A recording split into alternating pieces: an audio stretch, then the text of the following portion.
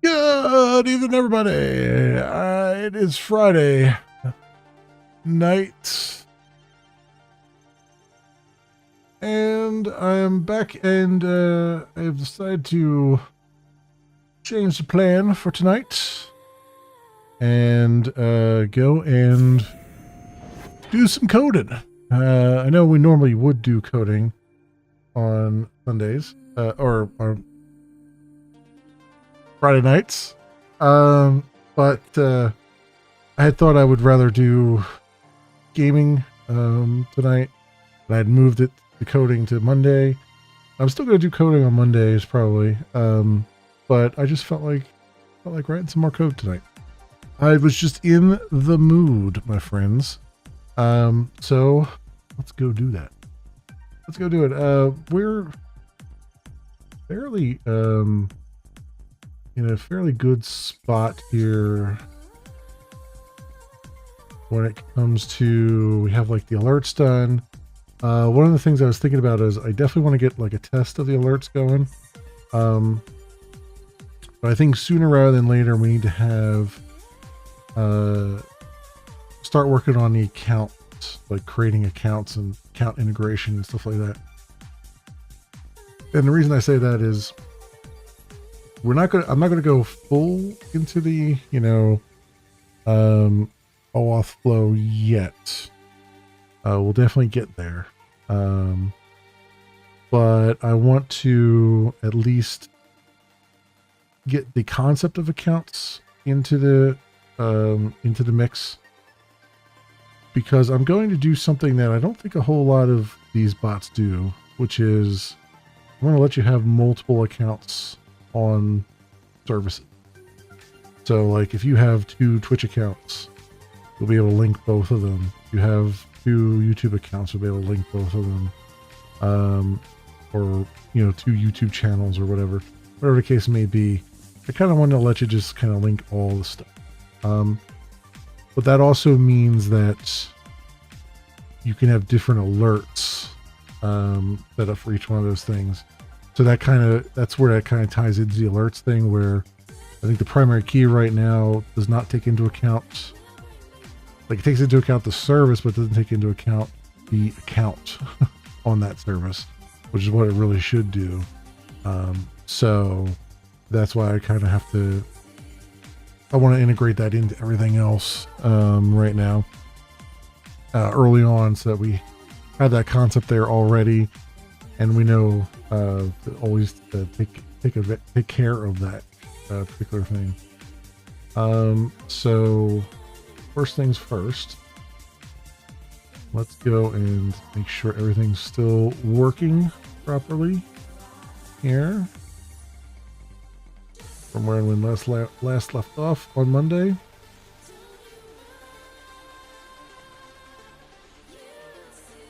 And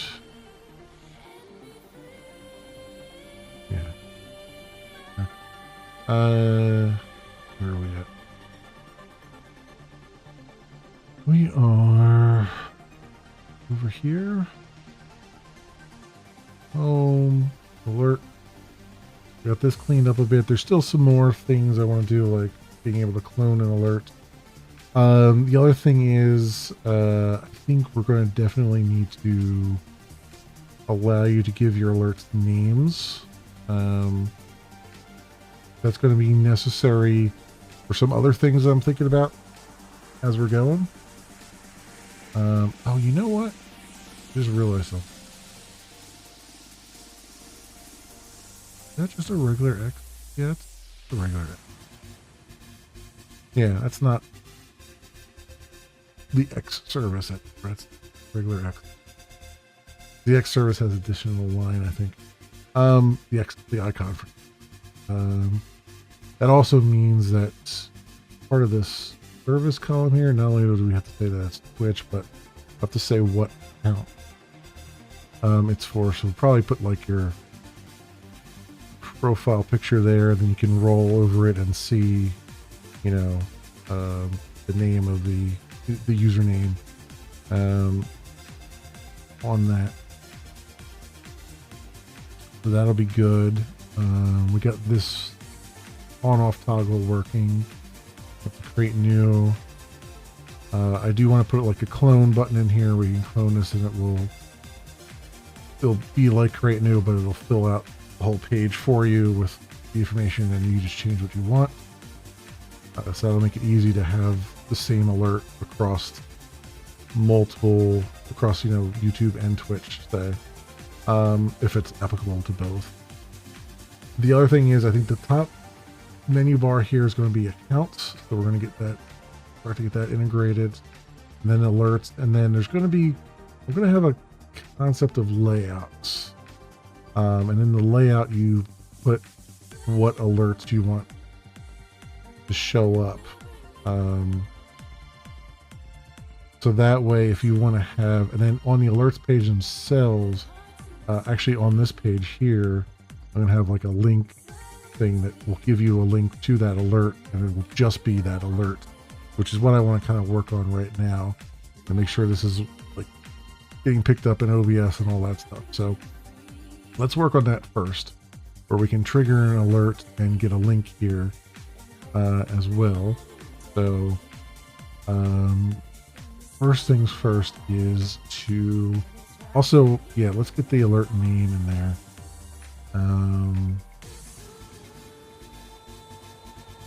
And I'm wondering too, I wanted to have like a history of how often these things have fired off. I guess I don't need to do that just. It would be nice to be in there, but I don't need it at the moment. Or maybe I can put like, maybe I'll put like a rudimentary one in there that doesn't have, like I won't have a UI for it just yet. I'll just put it in there. And then we'll come back to it having a UI maybe. Something like that.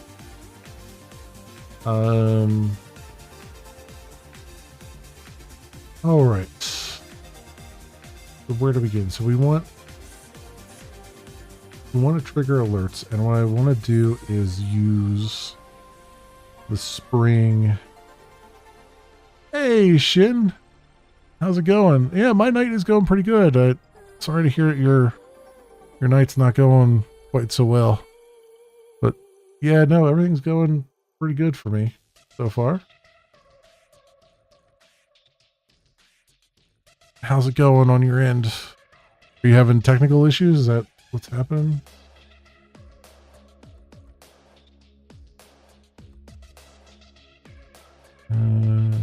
That there. This. Nah, I'm not even gonna. Let me try. Let me look here real fast. I haven't checked to see if this is still. It is connected. Okay, good. Good.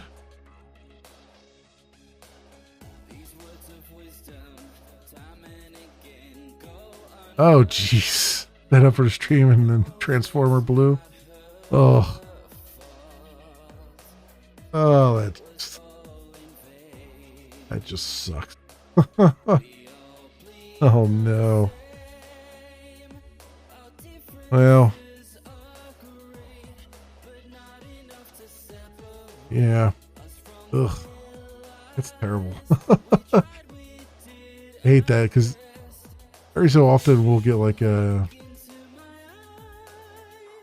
like I have high tension wires behind the house, and every so often we'll just get like a blowout there, and we'll take the whole neighborhood and then some out, and then it's like it might be down for like 2 hours and then it's back up again, or there's some substations around there that are constantly fragile too.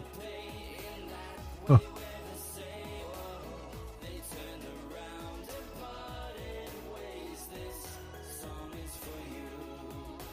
That sucks. Well, I guess the saving grace there is it's probably not too stinking hot, right? Like I know it's still warm out right now, but it's nighttime and it's not like you can probably open some windows and get a breeze maybe. Because it sucks even more when it's like a super hot night and all the power goes out and you lose your air conditioning and stuff.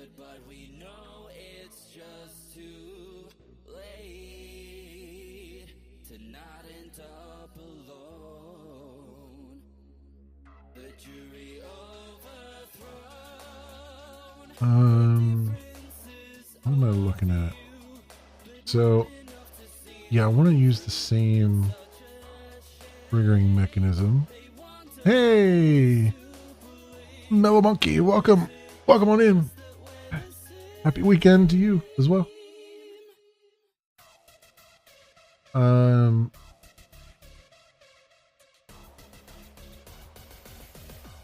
I looking for? I'm looking for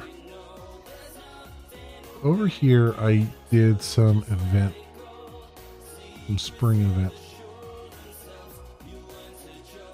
and I'm looking to see what it looked like because I think I want to do the same thing. Back in.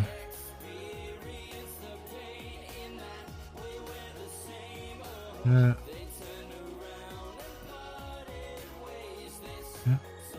Service. I don't think it was this.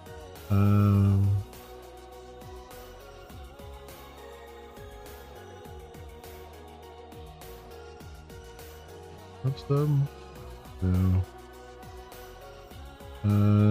Controller.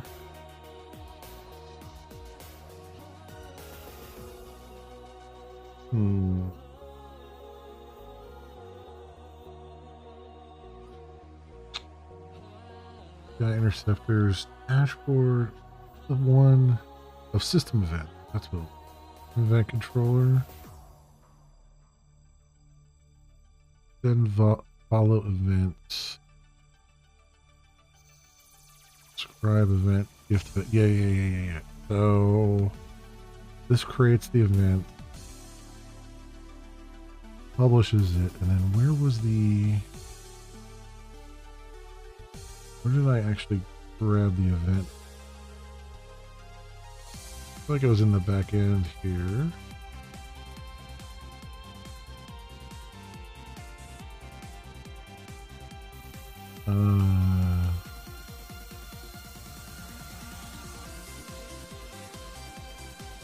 Subscribe event.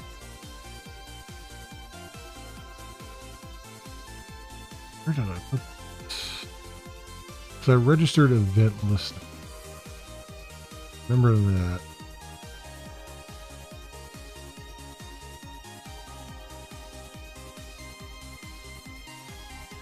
Over service. That's not it.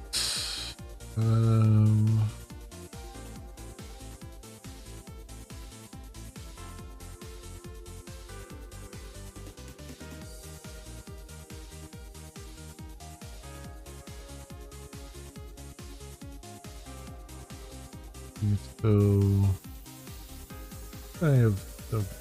Did I shove it in the? Did I keep it in the front end? I think so.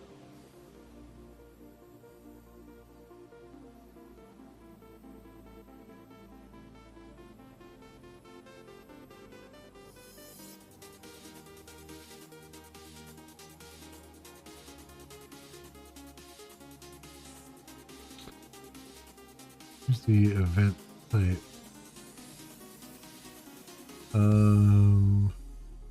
Tells me if I put that in common, it tells me I've definitely in the back end here somewhere.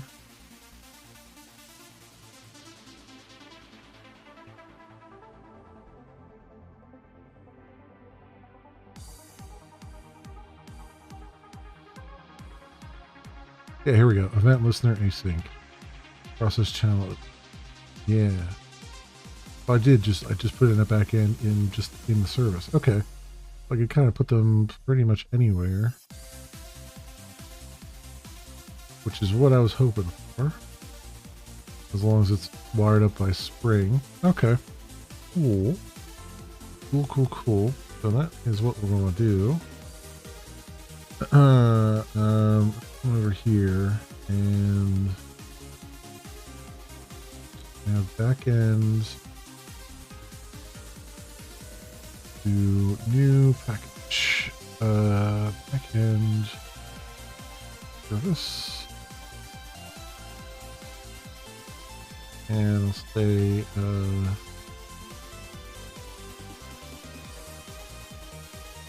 just alerts.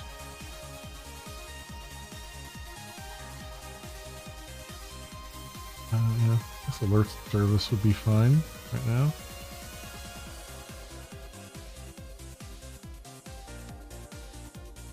Kind of generic, but if we have to, we can move things around. And this is a service.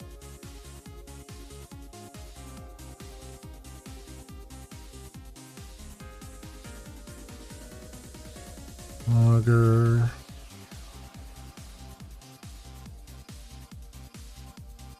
Factory. Logger.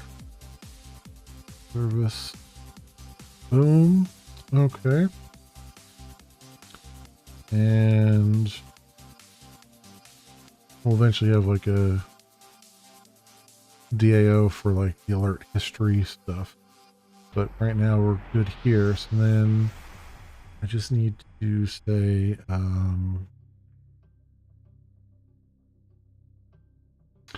guess probably having a different method for each alert would probably be a good thing. Or is that even necessary? It might not even be necessary. At the end of the day, they're all kind of doing the same thing, which is they're just looking up in the database for the alert definition, and then well, they do have to call something to process to send the alert or to generate the alert.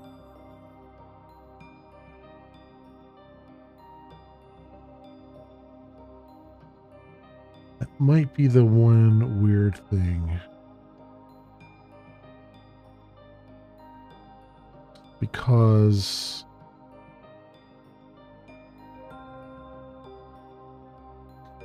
I need the alerts to display. So actually, I kind of need the alert processing to happen.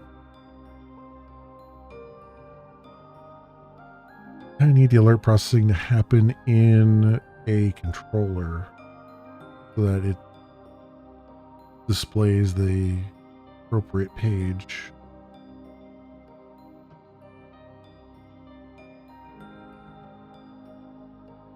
Yeah. I mean, we still need an alert service here. But I think it's, yeah, we needed to show a particular HTML page and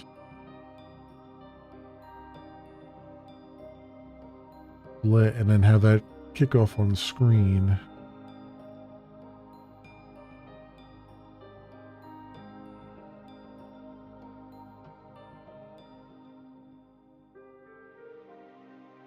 Okay.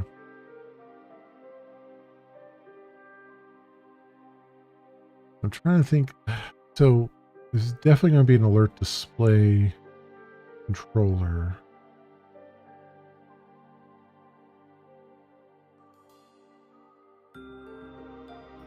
But I'm trying to think about how that would work when you have multiple alerts on the same page.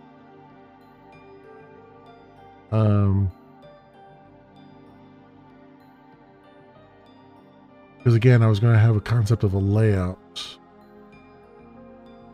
that would have multiple alerts on it, and you could position them wherever you want. Well, within reason.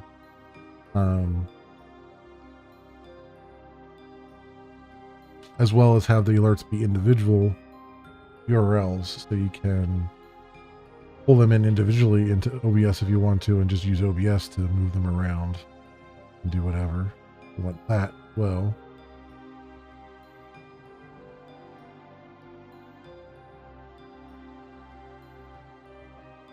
So if that's the case, we'll go with the more complicated case first. Just having multiple on the page. That means something has to trigger. There has to be an event listener in the controller.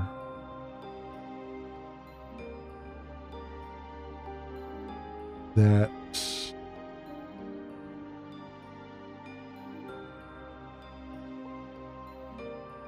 then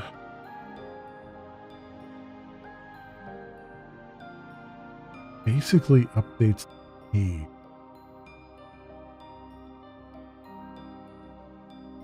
Or not really updates the page, but I mean, this is where HTMX will probably shine the most, because I can have one page get displayed that's just a blank page for all intents and purposes. And then I can send a push down to the page, which would then change a portion of it, right? So let me see next here. So like I can trigger an event, but I thought there was like, it's almost, it would pretty much, yeah, like you can push a URL And you can do an HX location to do a client-side redirect that does not do a full page reload.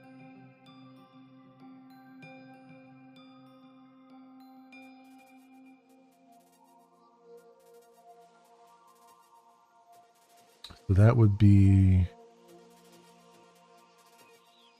trigger client-side redirection without reloading the whole page. Instead of changing the page's location, it'll act like following an HX boost link, creating a new history entry, issuing an AJAX request to value the header, pushing the path into history,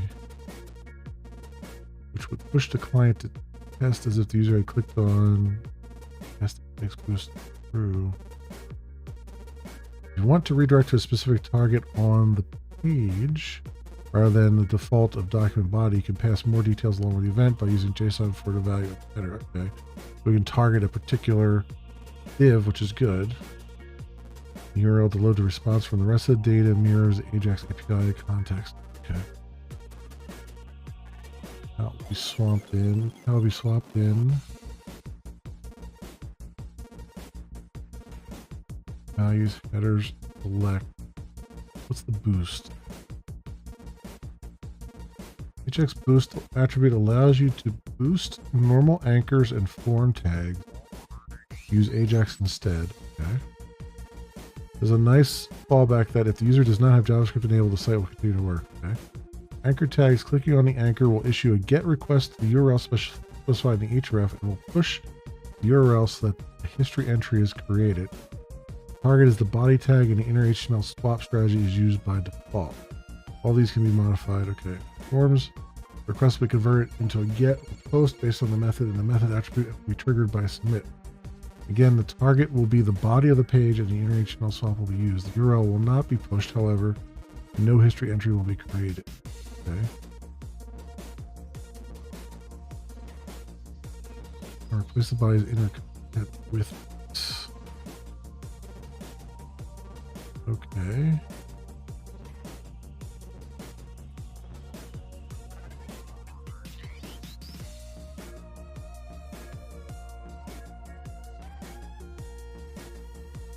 Interesting. All right. This is how I would trigger it from the server side.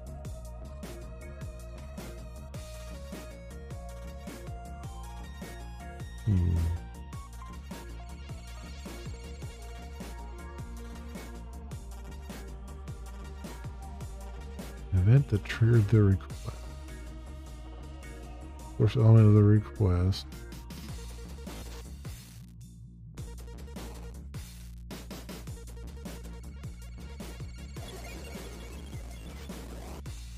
Target swap the response into handler, a callback that will handle the response HTML. Okay. How the response will be swapped in relative to the target. Values to submit with the request. Headers to submit the request. Select the content you want swapped from a response. Okay. The gears are working. So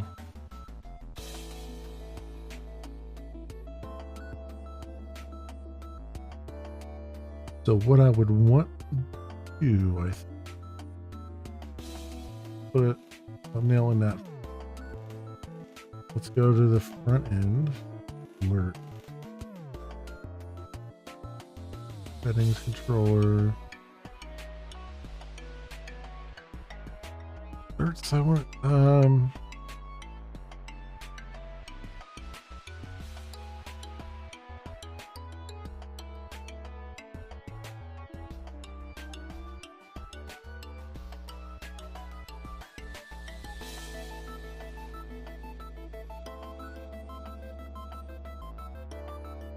trying to think here. I wanted a concept of a layout, but I also want the concept of individual layout. That sounds like, on the surface, it sounds like two different controllers.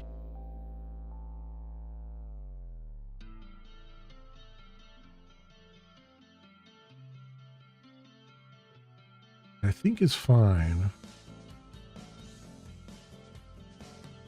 It's just both of those controllers have to listen for the appropriate event.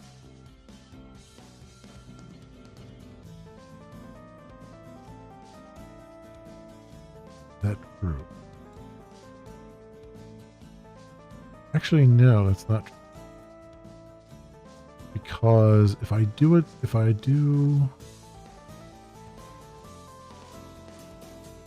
because the layout will just be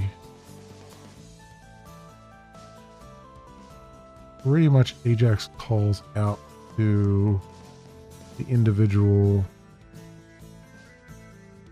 alert URLs.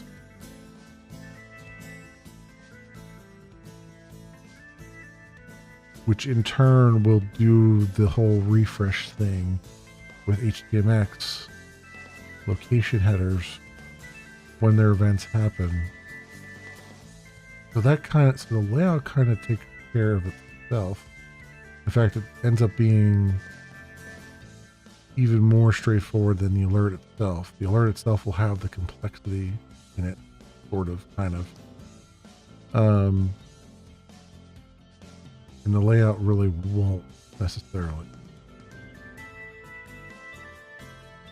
It'll just be basically a dumb HTML page with a bunch of empty divs that all point to whatever alert you want with some CSS applied to it. And then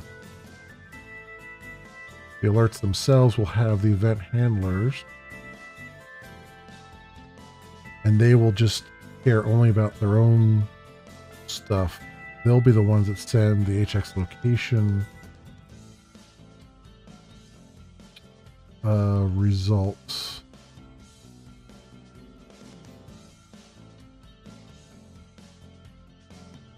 For their own divs.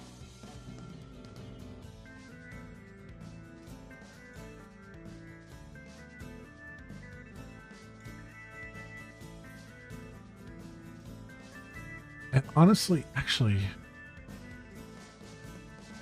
that's more complicated than it actually needs to be. Because I don't need to swap out. I don't need to swap out the div. Because if you change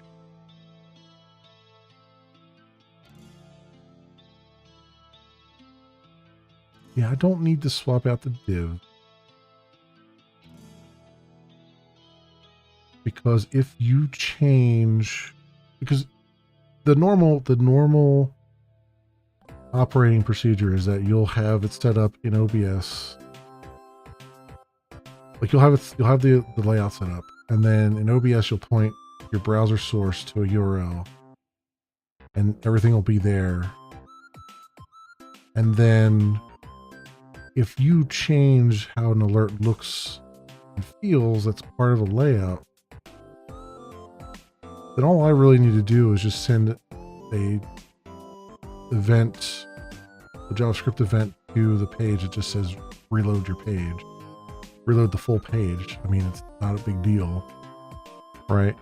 At that point, everything, all the alerts that could possibly be on that page will be there, but they'll be hidden. Like they'll be in the divs, but they'll be hidden. And all the alert is really doing is sending an event back to that page to say, hey, make this section visible for X amount of time, and or play some audio. So really the page itself is like mostly static at that point, which is great because it means that OBS is not doing a whole ton of work processing it. It's just kind of there, and it could probably cache even some of it.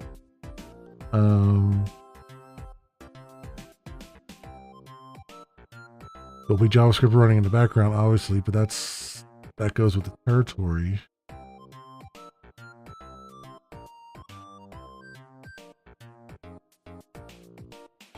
Yeah, and then for individual alerts, it's the same deal. It doesn't have to be like it doesn't have to have, I don't need to do a complicated swap and stuff because, you know, if you ever do go in and change the layout, all I have to do is send a signal to tell OBS to refresh the page or reload the page. But I think you can do with HTMX. You can tell it's just, I can send an event back that just does a window.reload or whatever.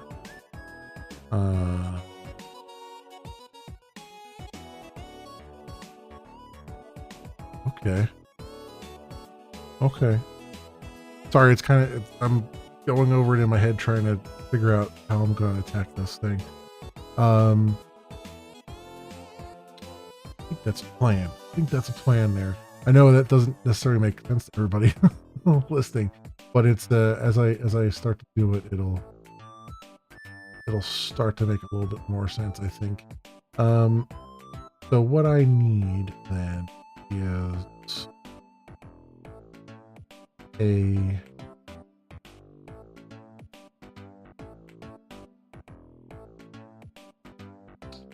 so I need an alert controller, alert view controller.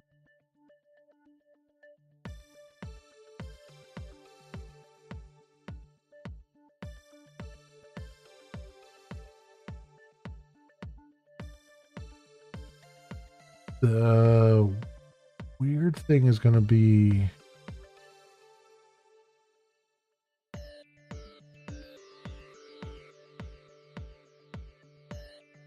URL. Is that going to be weird? It's not, actually probably not going to be weird. It's going to be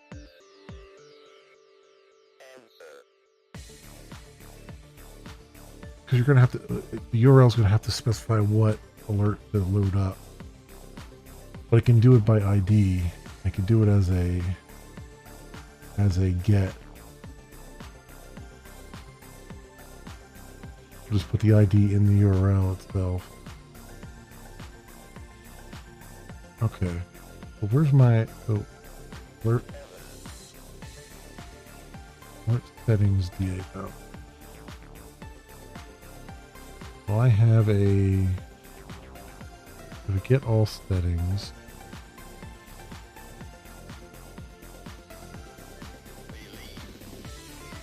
I would get settings by ID. That's what I was, okay. I would get settings by ID, which is just, ID is just an integer. So that's not a big deal. Okay. So we do a class here, alert view controller.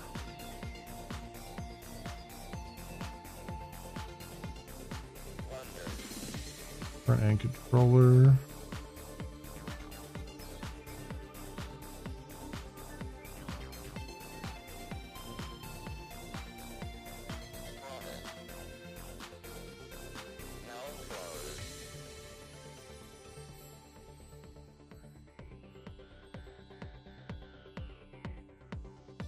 So is a controller and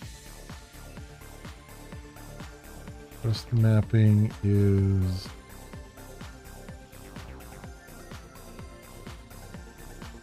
alerts is the base mapping there. Public string view. This model,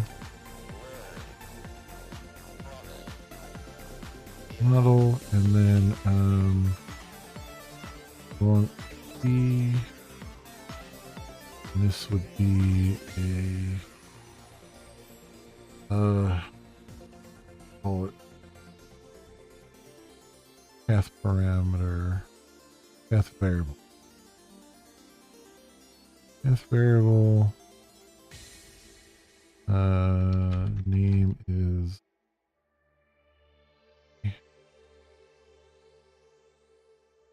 right. So this would be get mapping. Um,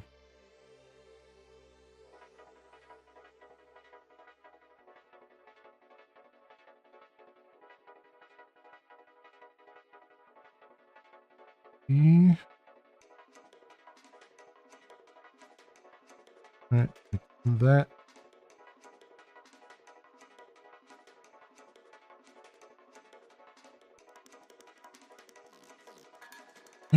Okay, and then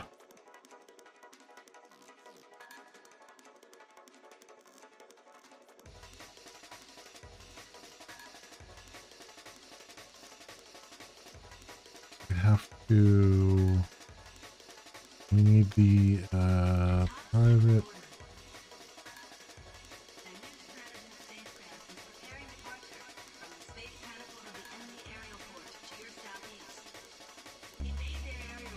Yeah, I can. I can just go right to the DAO without going through the service, I guess. Maybe I don't need an alert service at all. Private alert settings. Go.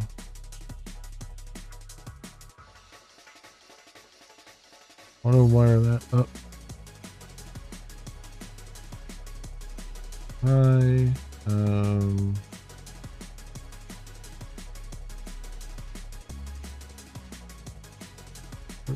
Settings row.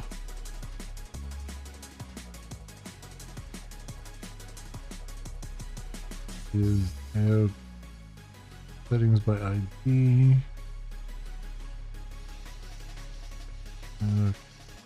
Section E and logger are able to find alert settings for alert.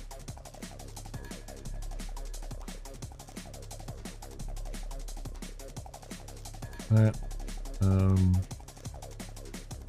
I won't do any like add error message or anything like that because it's not gonna, we're not gonna show that on the screen. Kind of silently fail, kind of, sort of. And then, what do I want to pick?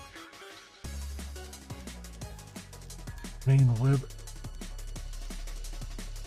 Use.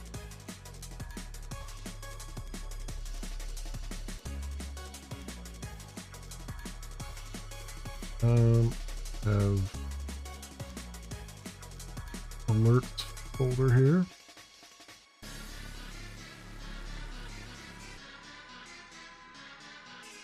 And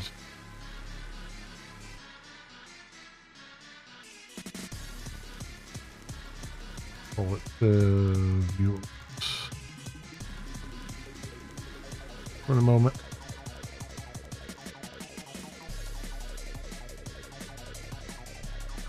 So turn alerts to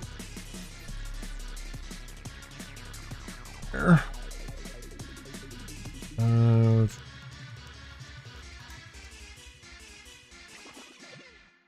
So alert settings.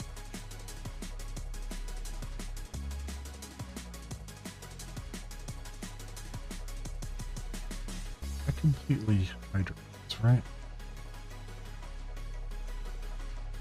Yeah, right value. That's alert. That's the date.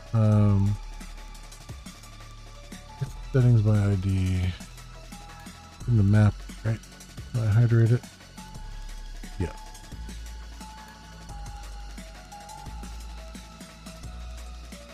Alright, I don't have to do much there though.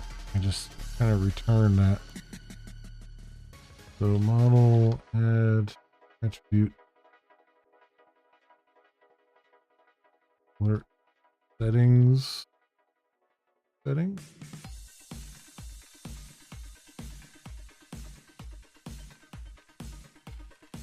Probably all I need right there for that. Hey, Danish, welcome. How are you? Oh, my this like stiffness out of my upper back. Really great right now. Okay. I have that. I have this page.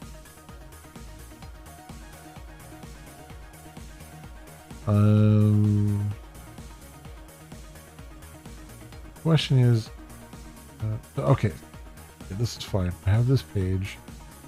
This is just the view page.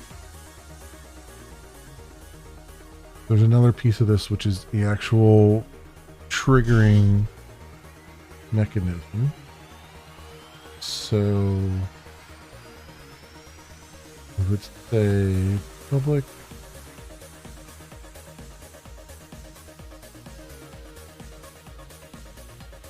I guess I would do a response entity.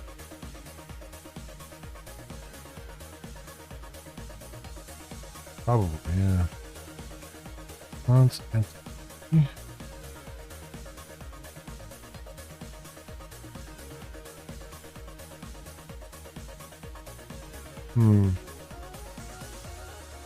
That's gonna be the weird thing.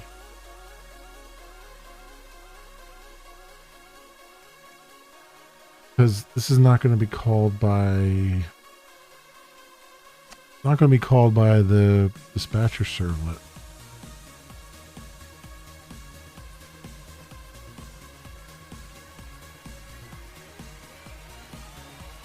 So how would I...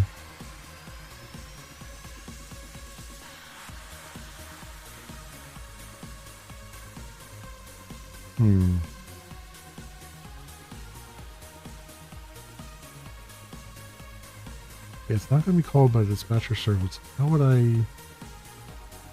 I get a message back to...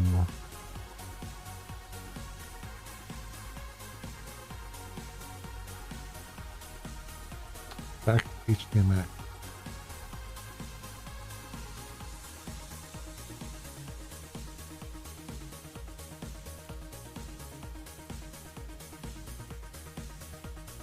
Maybe I don't need to. I can tell. Well, Next needs something to pull, right?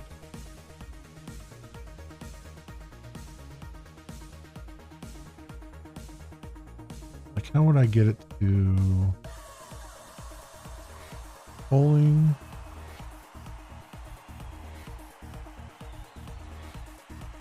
You want to poll a given URL rather than wait for an event. Well, okay.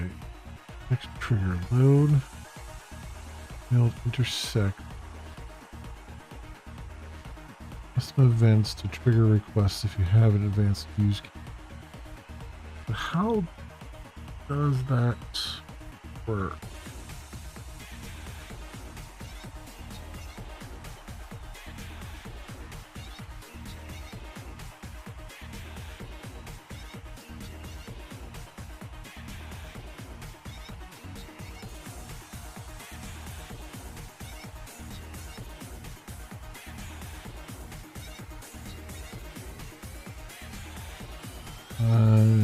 Use HX trigger attribute to specify which event will cause the request made.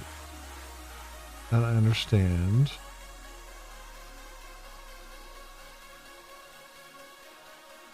Polling. I guess it would have to poll. Load polling, where an element specifies a load trigger along with a delay and replaces itself with the response.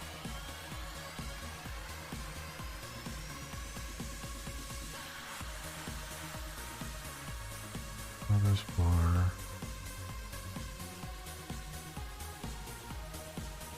What about WebSocket?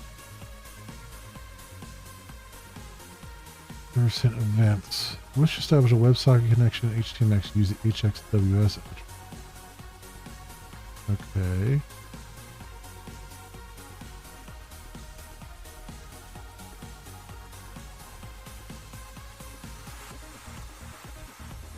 HWS. Server sent events. Or wait for servers to send events to browsers. Provides a higher level mechanism for communication between a server and a browser and WebSockets. Okay. If you want an element to respond to a server sent event via HTMX, you need to do two things. Define an SSE source. Do this, add HX SSE attribute on a parent element with a connect URL. Okay. Find elements that are descendant to this element that are triggered by server sent events using the HX trigger, the event name syntax. Okay.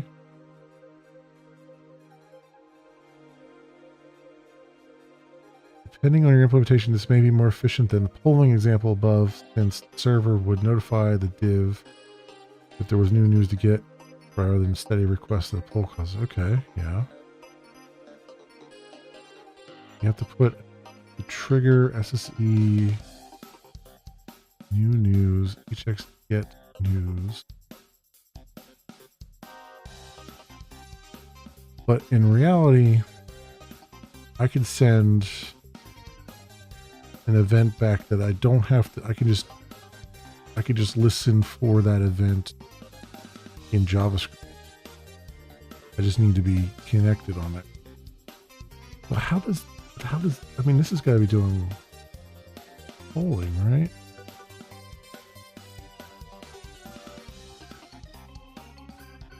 Percent events. Stream events to the front end, but the client side code works almost identically to WebSockets as a part of handling incoming events. The one-way connection, so you can't send events from a client to server. That's fine. Server sent event API is contained in the event source interface. Event source. Okay. Event generator script is hosted on a different origin and new event source. Okay. Listing for message events. Messages sent from the server that don't have an event field are received as message event. Attach a handler to the message event. Okay. This is for incoming message events. It appends the message text to a list of documents came out. Listening for custom events. The events with a name given event. Okay, that's fine. But what you're not telling me is what I need to do on the server side to make this work. Not used over HTTP/2 SSE suffers from a limitation to the maximum number of open connections, which can be especially painful when opening multiple tabs, as the limit is per browser and set to a very low number of 6. It has been marked as won't fix in Chrome and Firefox. The limit is per browser domain. Just now had to thought how exactly you're going to throw these displays up on your screen. That's what we're working on right now. Basically, that's what I'm trying to figure out with the HTMX stuff. So essentially I'm going to have it's going to be a browser source, just like everything, just like every other bot, right? And so you're going to point to your local machine for the browser source. And the only, right now, what my running plan is, the browser source will load up the alert itself, all the text and everything, but it'll hide it initially. And then through HTMX and through this server-side event, I'll send an event whenever I get an alert from Twitch or whatever that, you know, you had a new subscriber or a new follower or whatever.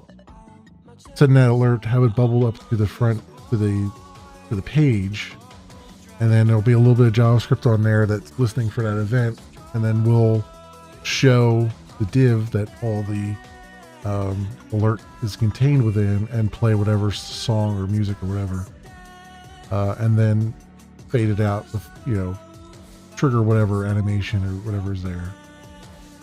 That's my running theory, is how I'm going to do it right now, and I just need to figure out what I need to do on the server side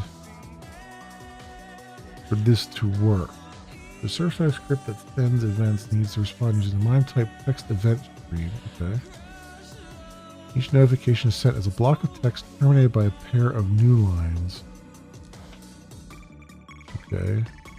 Event stream format. Okay.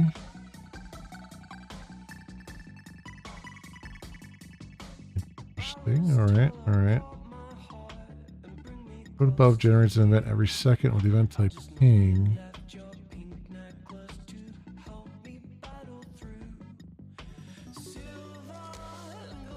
Events day is a JSON objects. Okay. When problems occur, an error event is generated. You take action on this programmatically by implementing the on error callback on the event source object. Okay. Event stream format, UTF-8, event data ID retry, it only messages mixing and matching, compatible with, wow, free browser for a very long time. This has been around apparently forever. I've never had to use it before. Okay, but that's not really.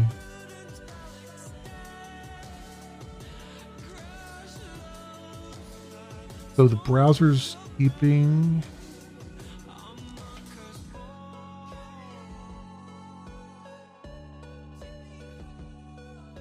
Using. Okay, so the browser is keeping the connection open now. So I may not have to do anything there because HTMX has its own format for things. Why is there no back button? Where is it? Oh, it opened a new window. Oh, server sent events are away from servers. The HTMX can do two things: define an SSE source. Okay. Maybe more efficient. Okay.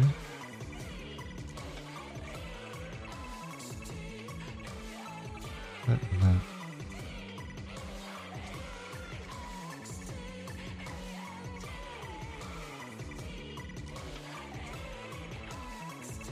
But okay, so I guess I have to send it in this format. So where's here? Java server sent event.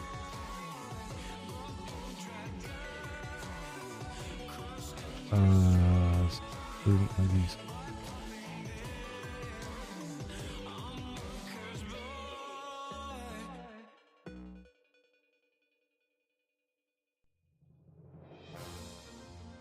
WebFlux? I don't want to use WebFlux.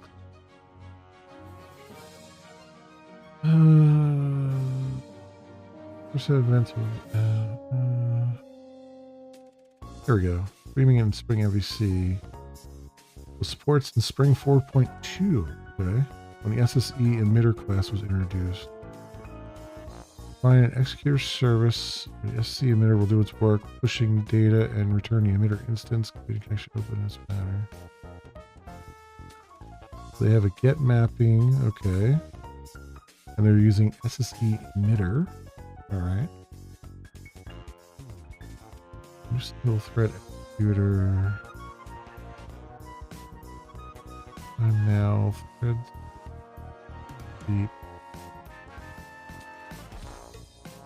Oh, that's just because they want to send the event every second.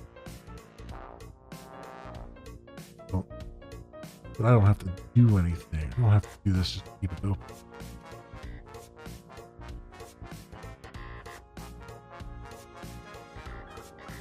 The right executor service for your use case now. What?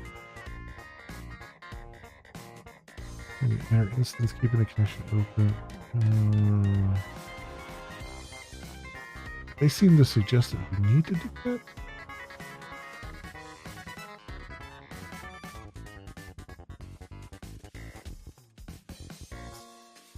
Which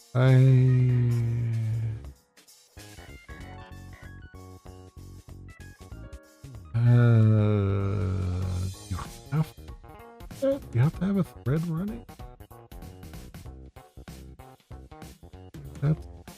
Interesting. Oh, let's see what he has.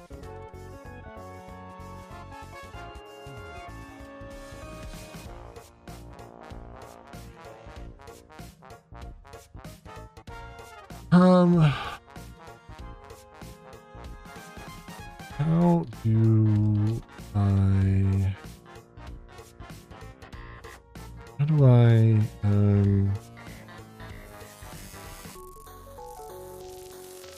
write a controller method in Spring MVC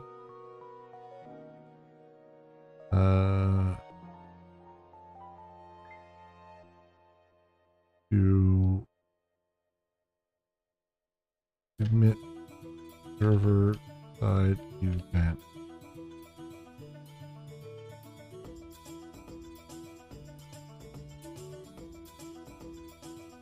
Not bringing Spring Boot in.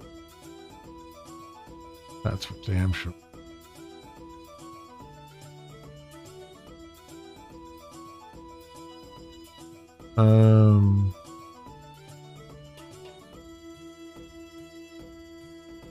There.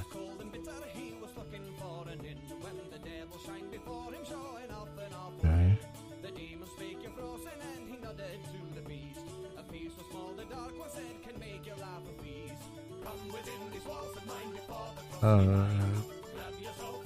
What dependency do I need for the above if I don't use Spring?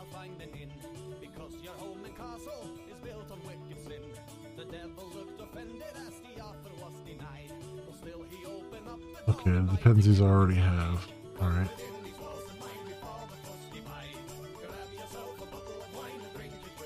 Servlet. Okay. I have all this. Oh, I have all the stuff I need. Fine. Do I have to run? Do I have to have a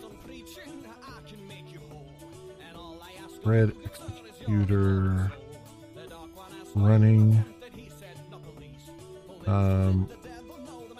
for the SSE endpoint work properly?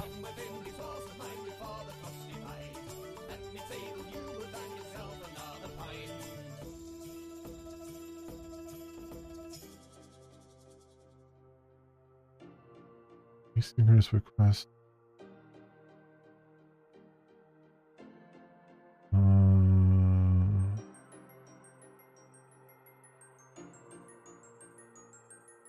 Okay. Well, using a thread executor is a straightforward, effective way. Not the only method, depending on your application requirements. You can do web flux, asynchronous processing with @async, or scheduled tasks or periodic events. Okay.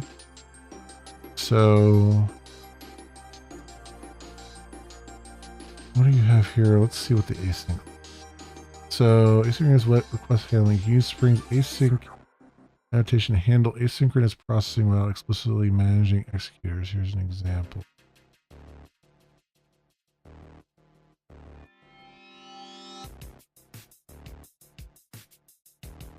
Okay. You've got the emitter. And you've got this set as async. You're still doing a thread sleep, which I don't.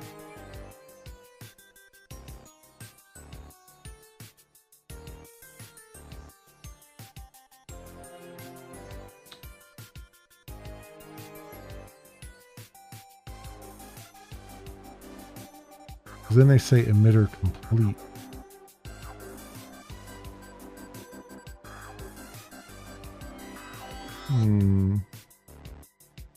All right, we gotta look up the Java doc for it. Emitter.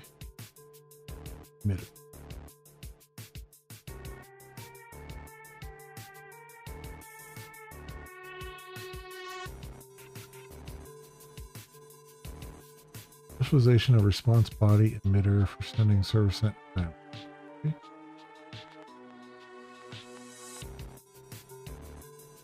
And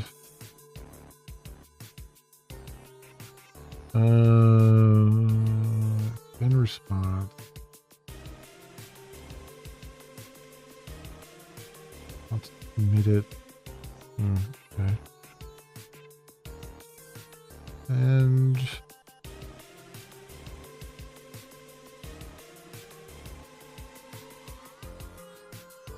response body emitter controller method return value type asynchronous request processing where one or more objects are written to response. While deferred result is used to produce a single result, response body emitter can be used to send multiple objects where each object is written with a compatible message converter. Or as a return type on its own as well as within a response entity. Okay.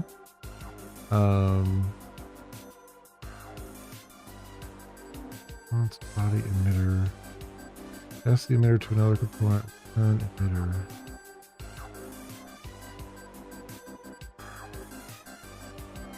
In another thread, emitter send.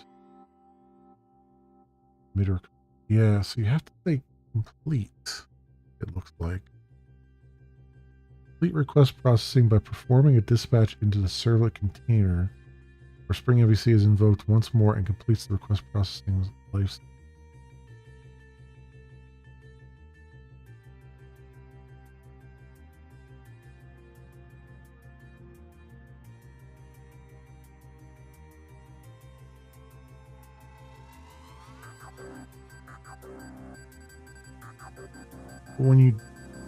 So it completes the request processing the life cycle.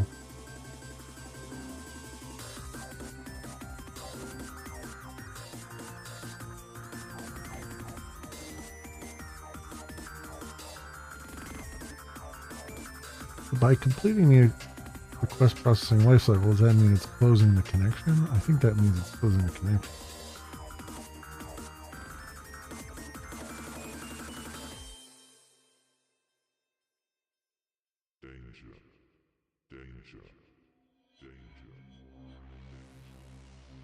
This method should be called by the application complete request processing. It should not be used after container-related events, such as an error while sending.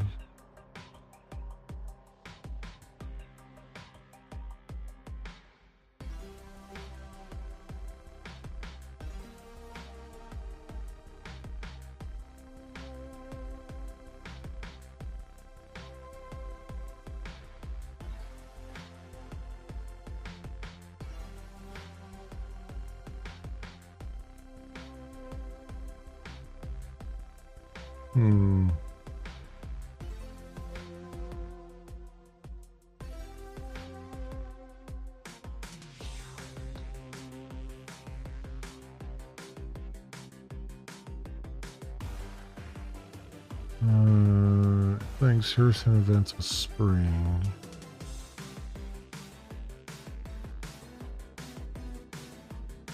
Controllers, drive, third emitter.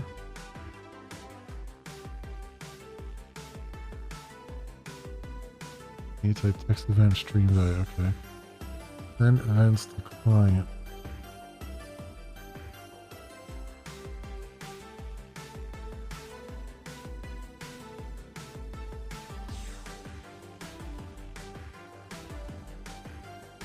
This just does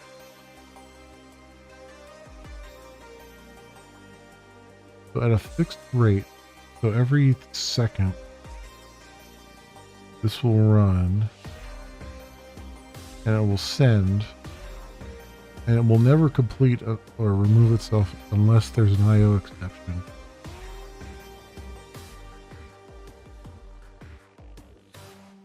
Or the server shut. Kind of what I'm looking for.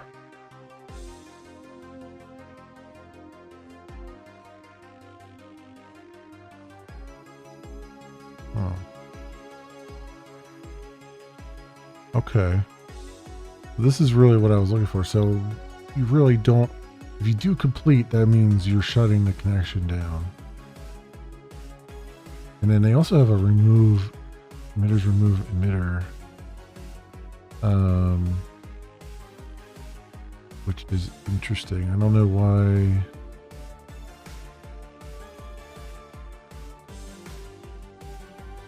I don't know why they have a list of emitters. You could add one, but okay. Whatever the case may be.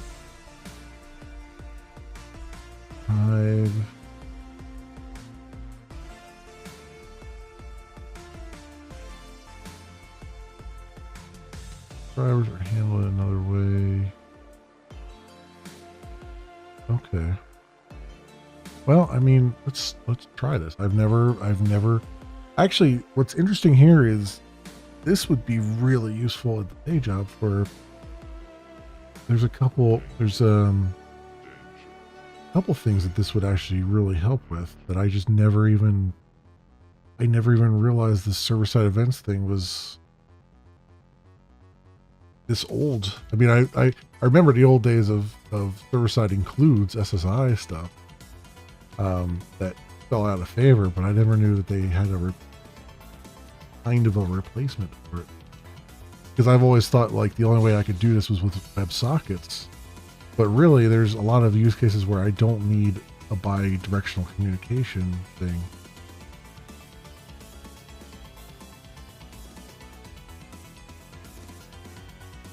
This is really good. This is one of the reasons why I like doing these hobby projects too, because I'm digging into aspects of Spring that have been there forever, and I never would have found them otherwise unless I had a challenge like this. Oh, you're back up? That's good. I'm sorry that you're gonna be a wash for streaming though for you tonight, but you know, maybe you might be able to get something in on Jin. Never know. Get a little art going.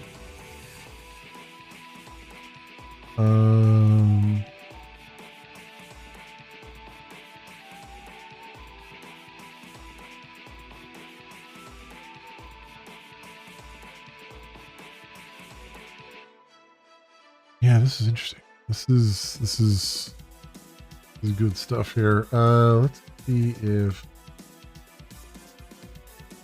I guess we'll try it and see how it goes. So I want a SD emitter. All right. And this is handle events.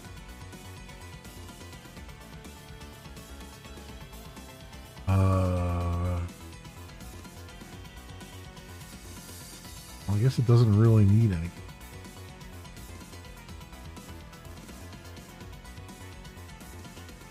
Except for the get map.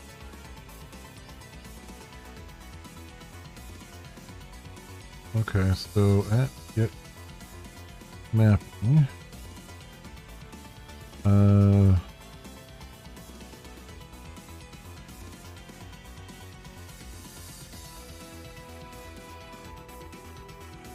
we have slash alert slash SSE, I'll just say.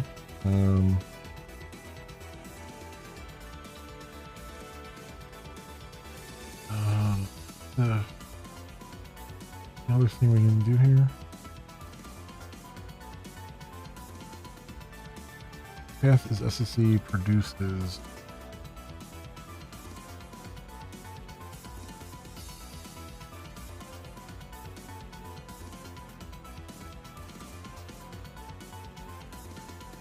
Produces. Oh, it's not a string. So media type. Event Value.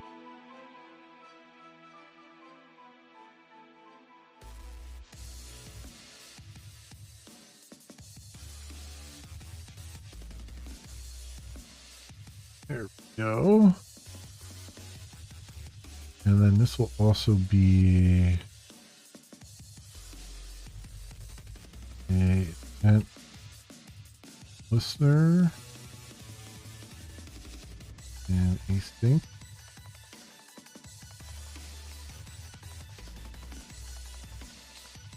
Means I do need to have the event payload come in. So I guess it'll be. I guess I'll just call it. I guess I'll just call it event payload, which would be the event ID to trigger, I guess. So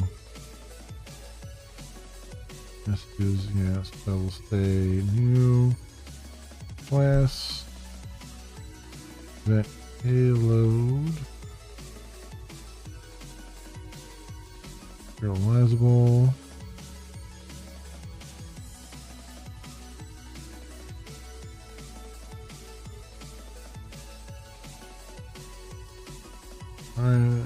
It's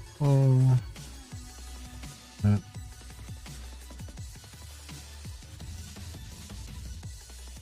really the only thing I can think of that it would need right now.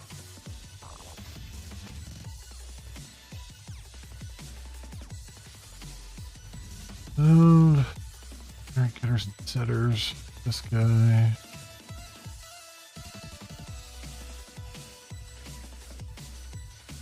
Okay.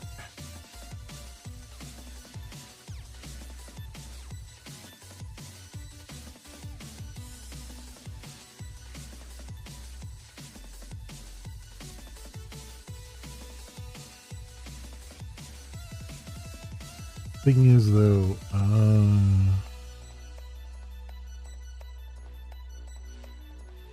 I have to stay.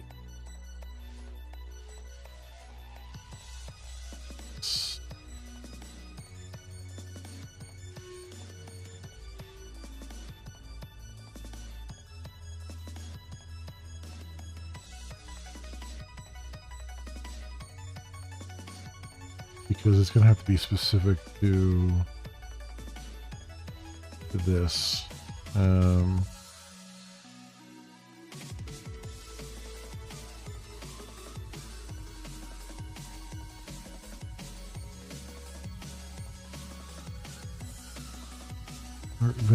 Event payload. In order for the event listener to pick it up, it's got to have like its own class, basically.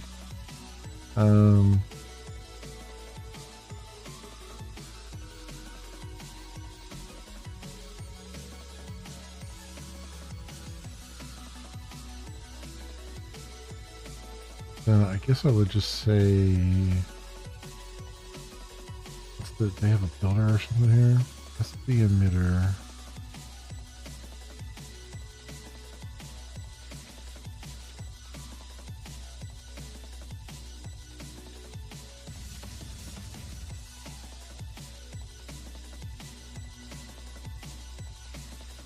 So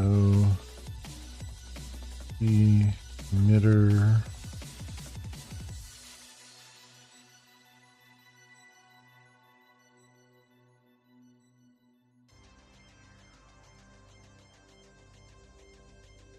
What's the timeout?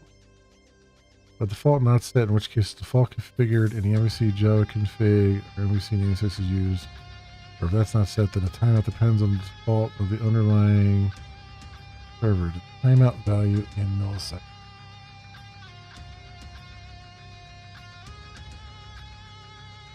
That's why they set it to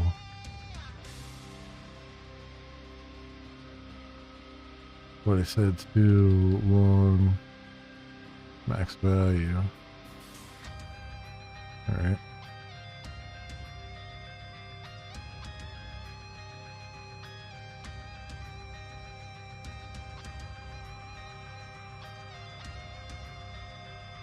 And here we say emitter dot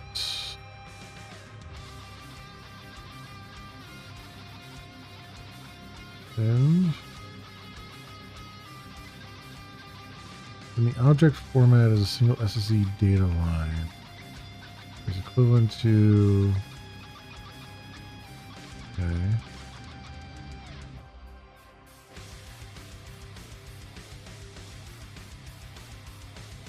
Get type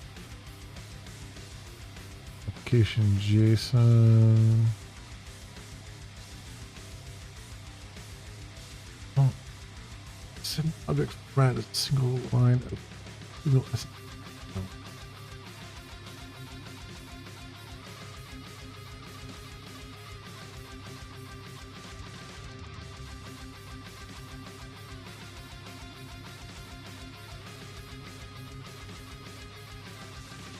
But I really want to set. I really want to send an event.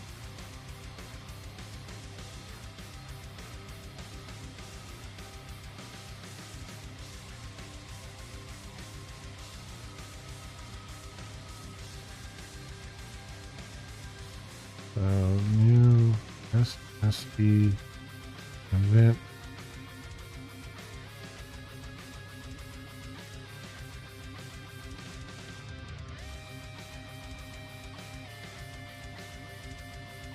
Builder.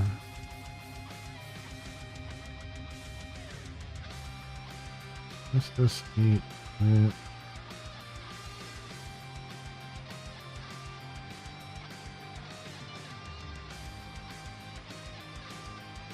Builder.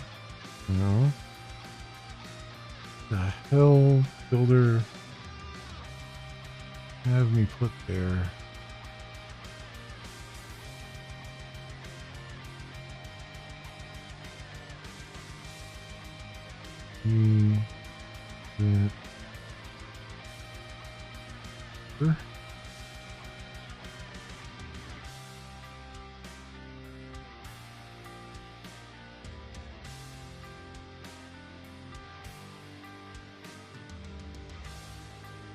Oh, it's whatever set event builder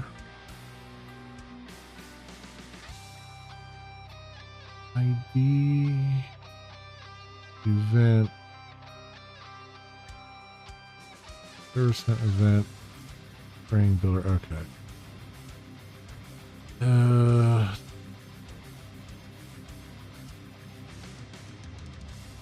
Event bring oh.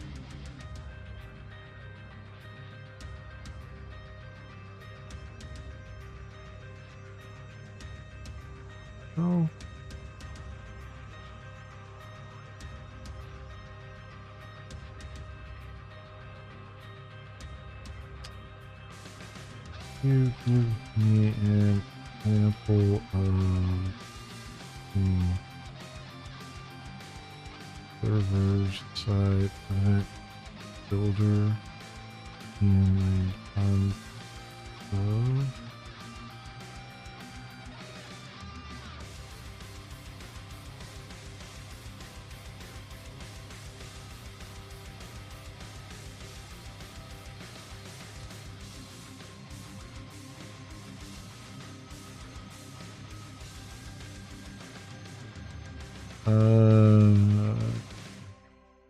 SSE emitter, SSE event builder.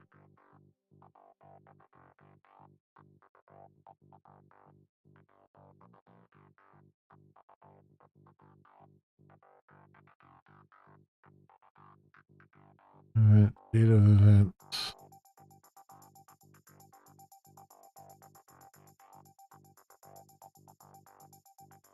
Okay. So this is the emitter dot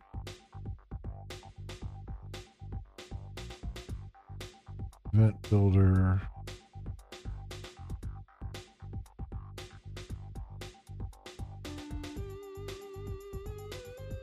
event equals emitter dot event dot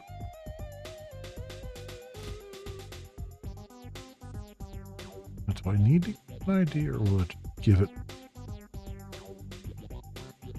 I'm gonna just try it without any of the weird stuff. I'm just gonna say data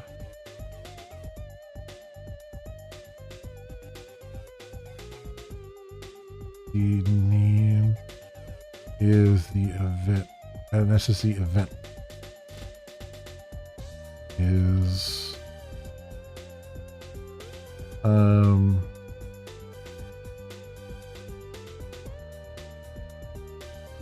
trigger alert. Trigger alert, and then the data would be the alert.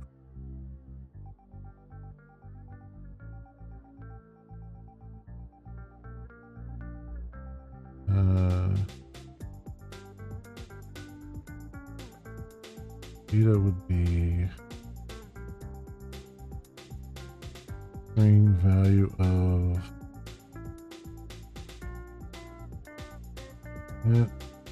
payload dot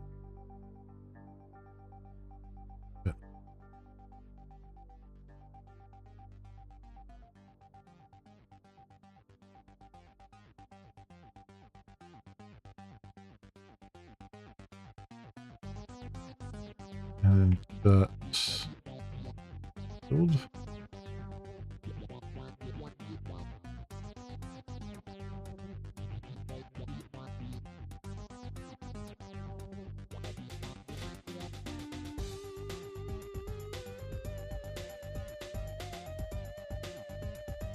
Out here. What problem here?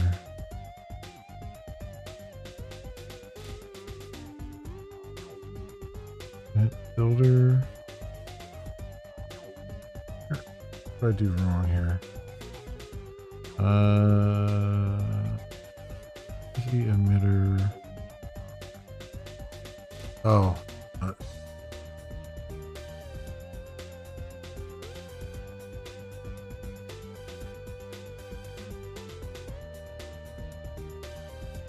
.NET.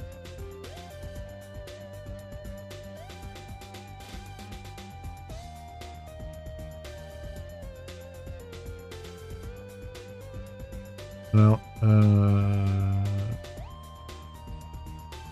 I'll have to build it, I guess. So.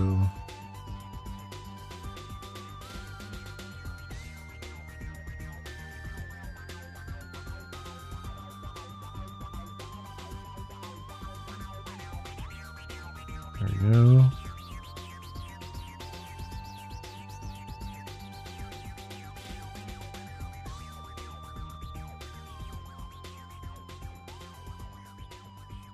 Exception emitter dot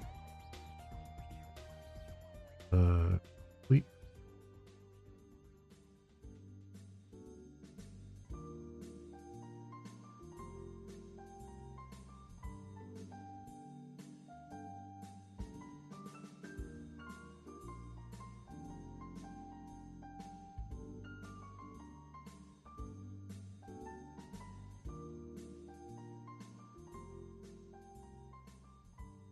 All right.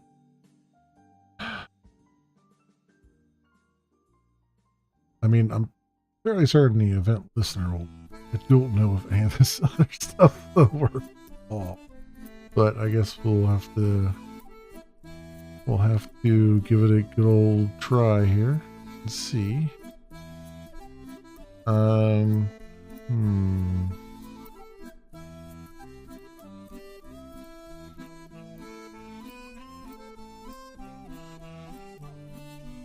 So over in the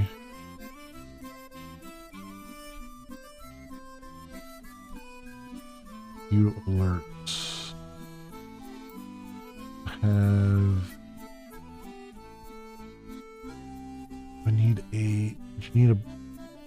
the body tag there.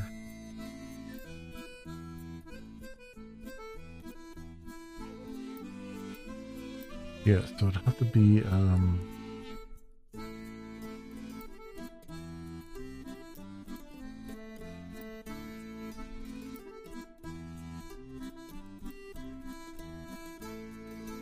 that would be fine. I think so. I need, what do I need? I need a alert.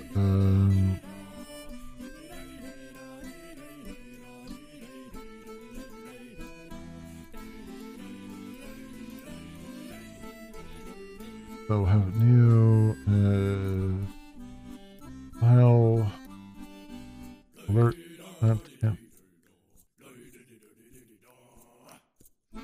The view alert will be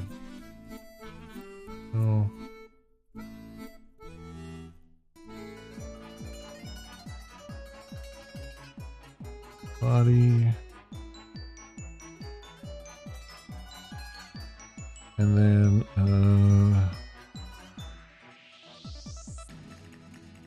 include alert content. Oh,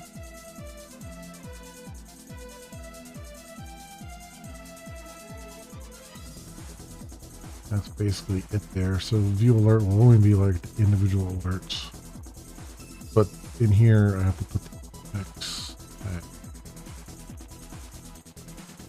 So we would do HX SSE.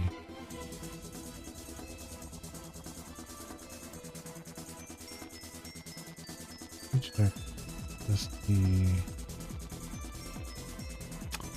Oh, the other problem is going to be I need to include JavaScript for this stuff.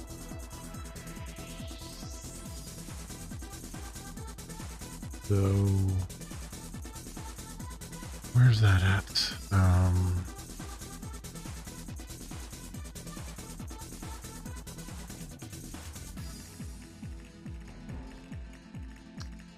Head here. And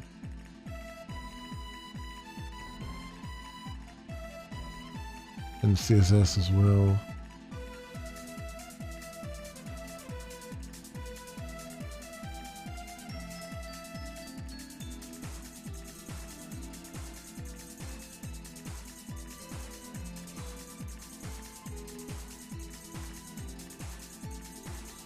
Header, viewport. I'll probably bring this whole thing in. Okay. So ML head include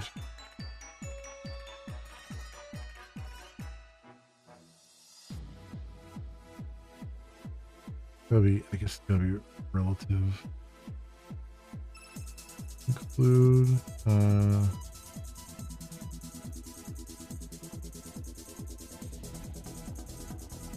I did in here. Okay, so include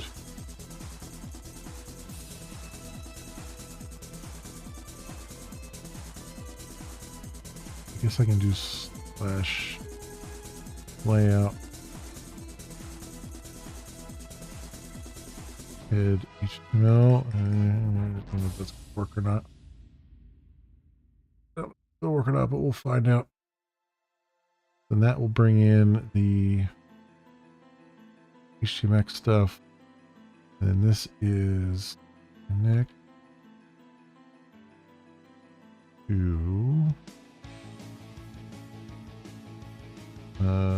at bring URL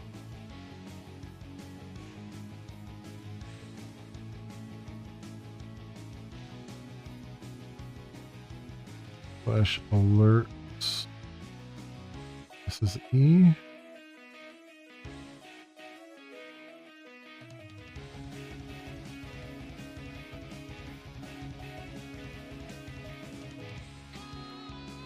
Okay. And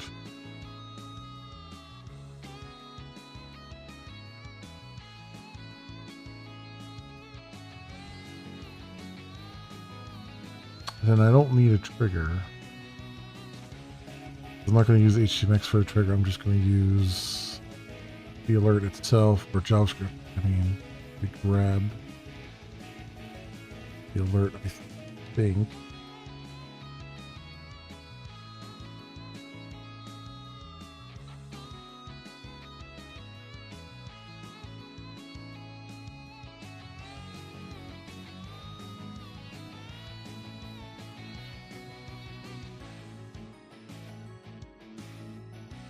Although I have no idea here. Define elements.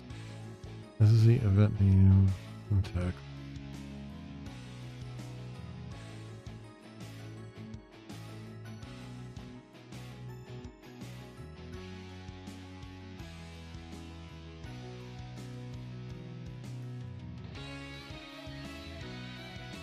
I mean, at this point, I just have to listen for that one event to come on in. I would think. So, all right, wait. So, creating listening for it.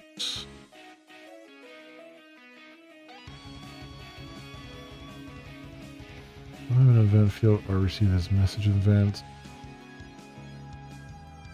Looking for custom event. Add event listener. Ping event. That's the name given an event. Okay.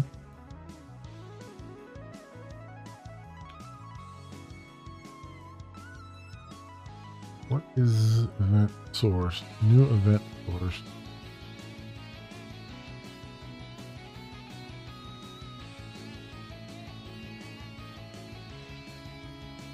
Well, HTMX bubbles up too, right? So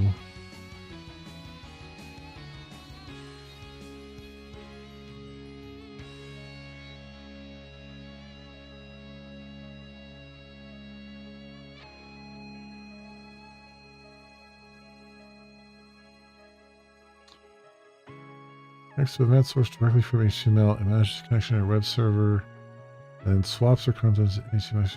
Okay. Unidirectional.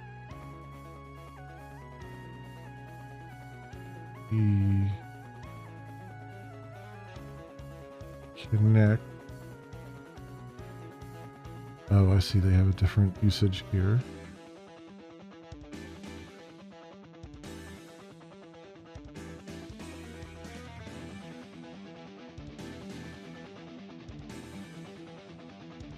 So HX trigger.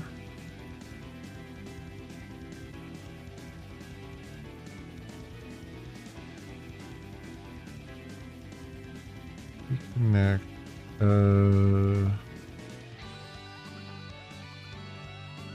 Request. Giving name events. This is an event name data packet. Okay.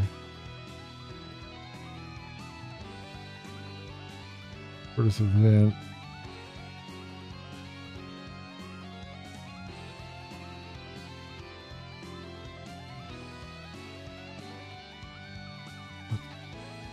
Swap trigger server callbacks. Connection for certain events has been established. Child elements can listen for these events by using a special HX trigger syntax. We'll trigger an element to make a request. Make a connection. Waiting for previous versions.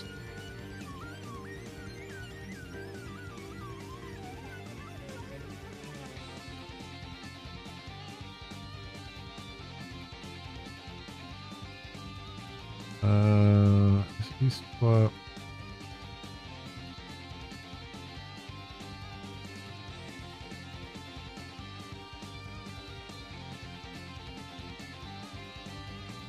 URL.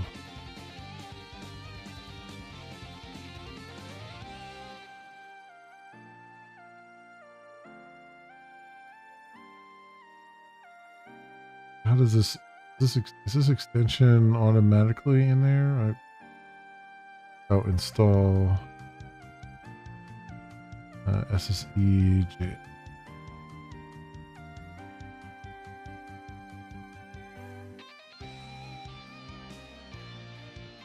Okay.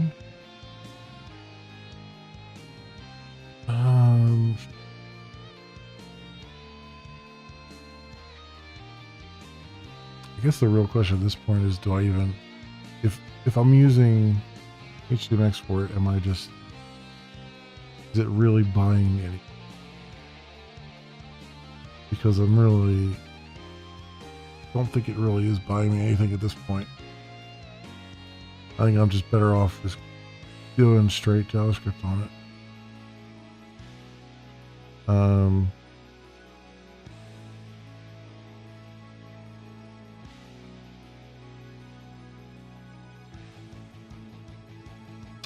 Yeah, I think I'm gonna just do straight JavaScript on it, because it's not jumping through HTMX for it isn't helping me. Like if I was using HTMX to do a swap or something, it would be different. But I'm not trying to do any swaps here, so I might as well just do this event source.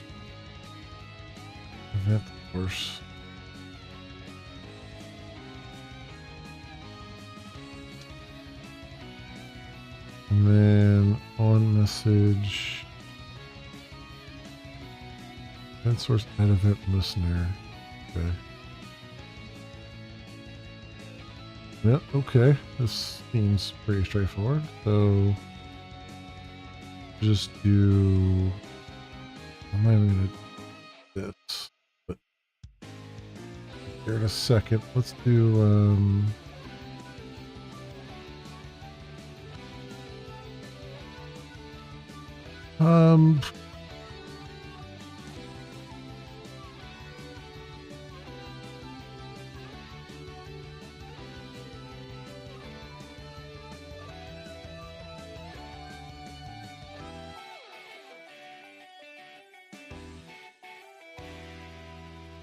I guess I'll just have a JavaScript file for it.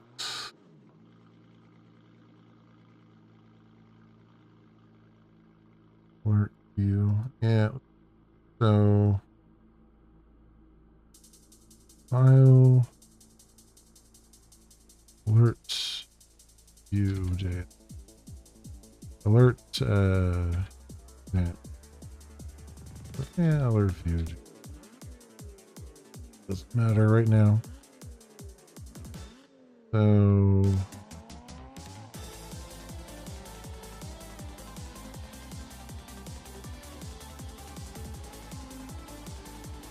I can't do it as this though because I need the URL.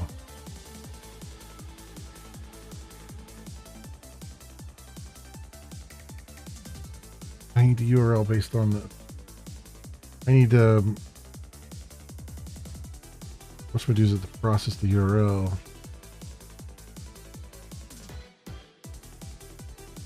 Well, I can do it. I just have to do it as a data. That's all.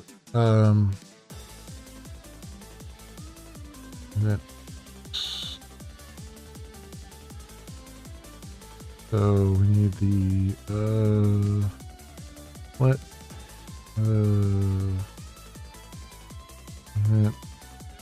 URL equal to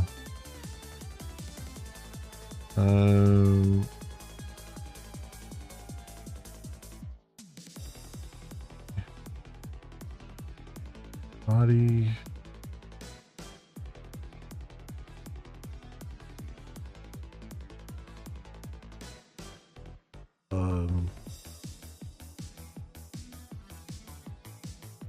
yeah, body data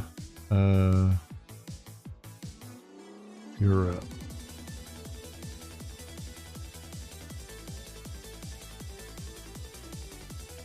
And over here say data URL is that.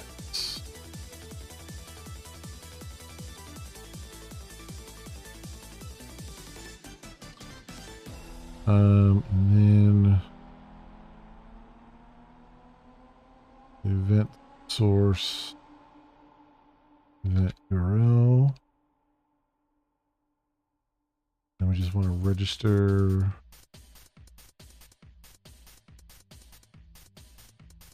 event listeners with it. Okay.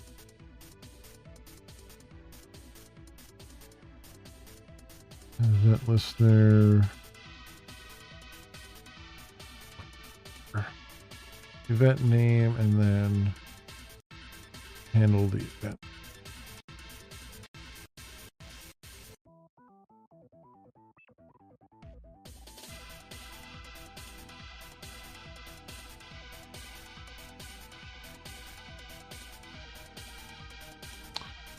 What did I call the event? Your alerts.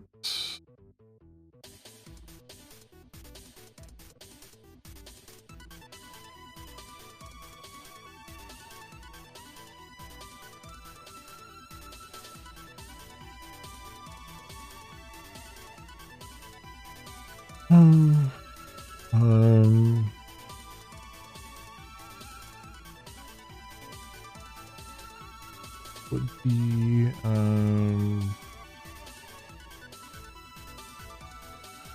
let alert ID equal Eastern parse event data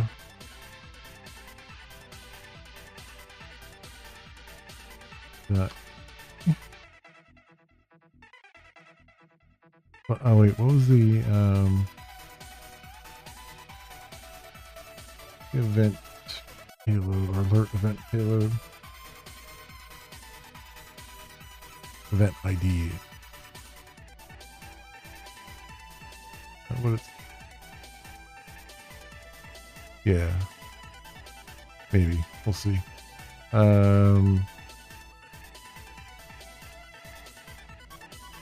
Event ID, and then we would just go to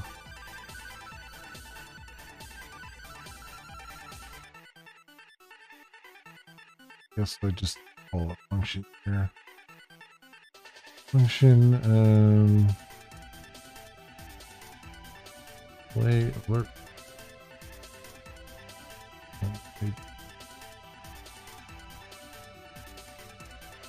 So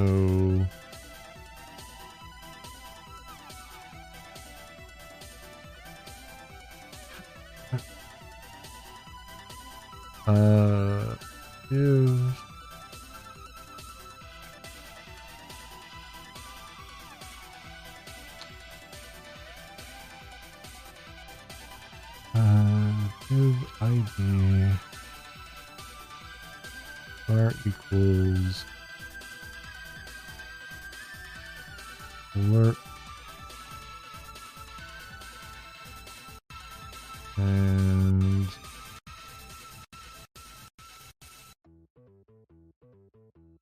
but can I never tried. Let me try some. Can I do backticks in here? Would be if ID var equals alert understand ID. That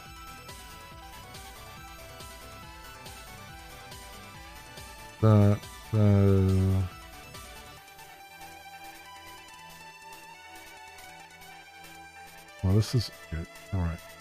What target is that?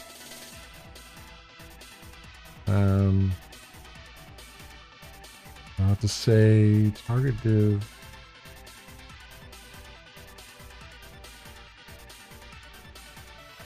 If target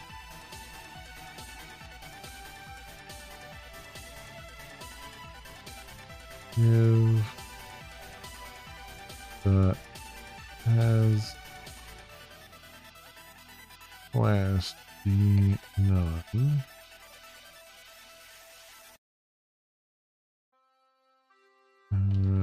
Target div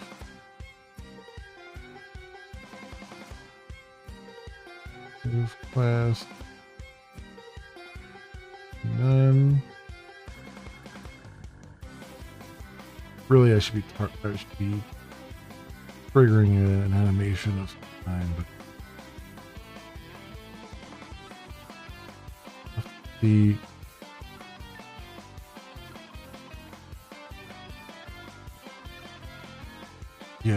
okay. So we got JavaScript trigger CSS animate.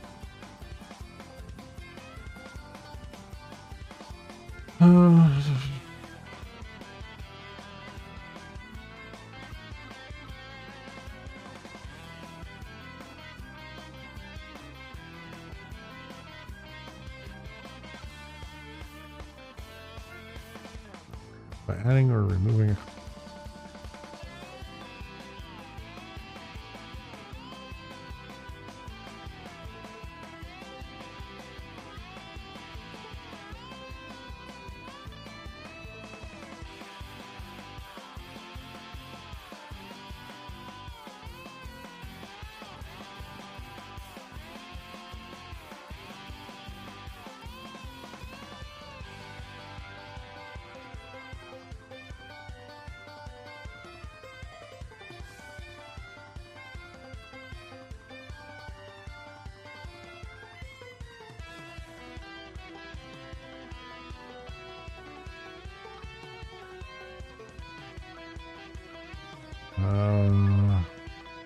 Do the web animations API. I mean,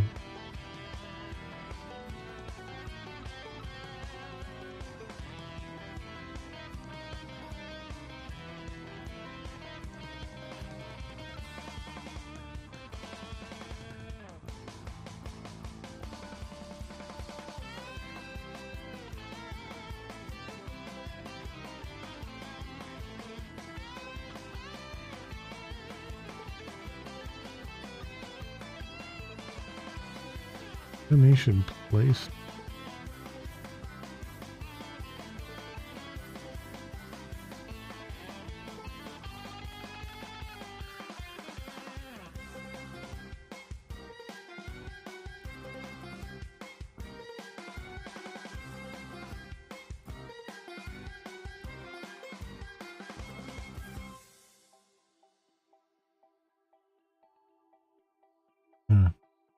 I mean, they're just mostly just saying just add a class, which is probably the most straightforward.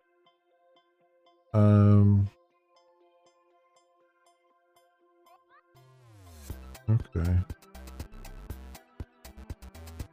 So move class be none.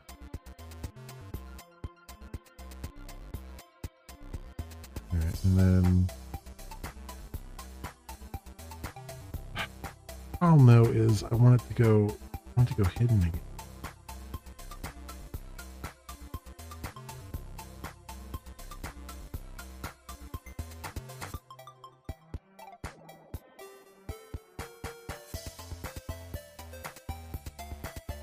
I guess it's really going to be, it'll be hidden based on the keyframe probably. Yeah, so it's not really going to be a D none type of thing. It's going to stay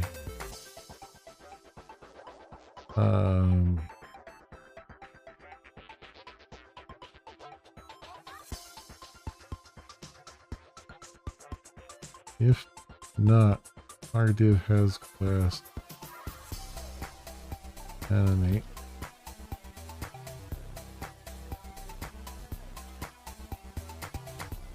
And class.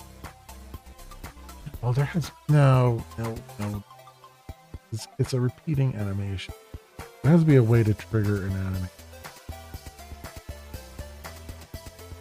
programmatically.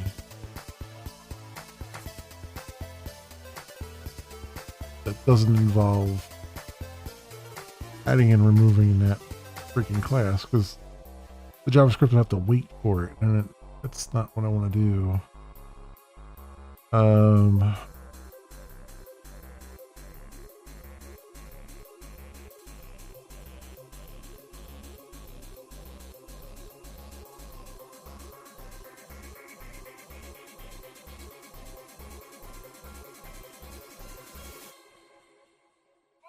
For way to trigger CSS animations in JavaScript.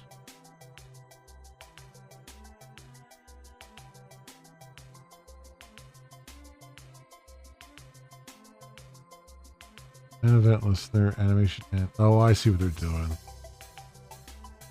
So they add the class and then they put a listener on animation end. What a freaking heck. You would think they would have a more like a less hacky way of doing that.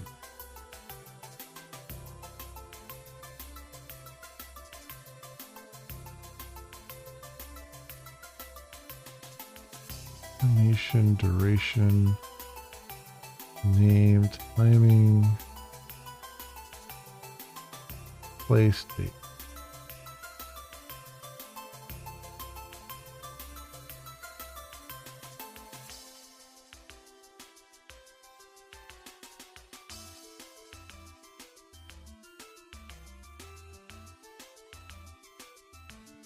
Animation playstate CSS property sets whether an animation is running or.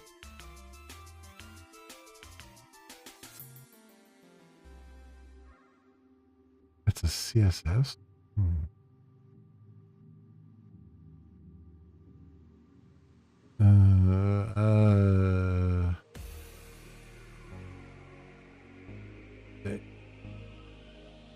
JavaScript animation.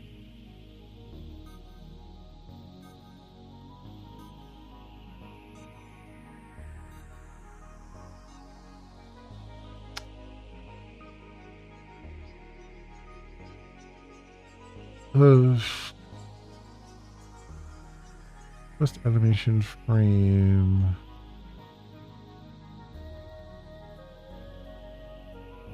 Animations. Time out. Tab. Transitions.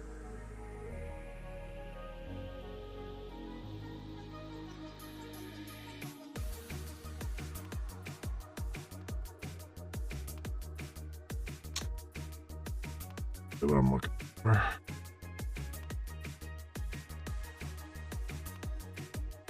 Widely available.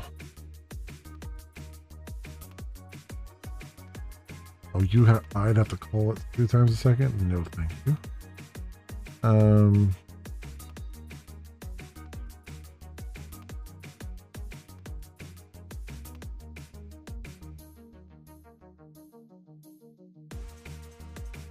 Art animation.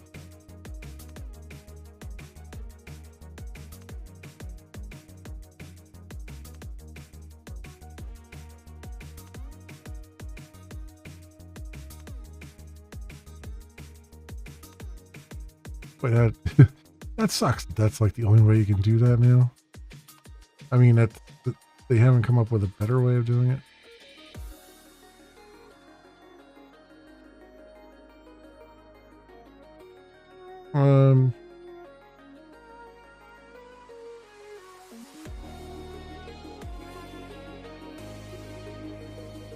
You show me an example of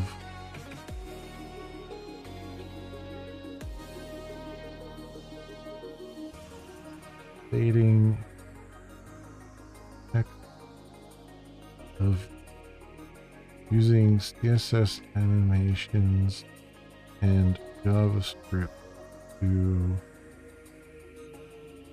trigger a div of to fade in, stay on screen for 5 seconds, then fade out.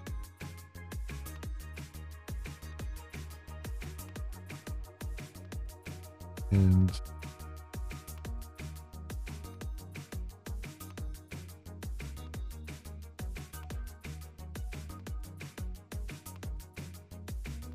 be replayable via Java.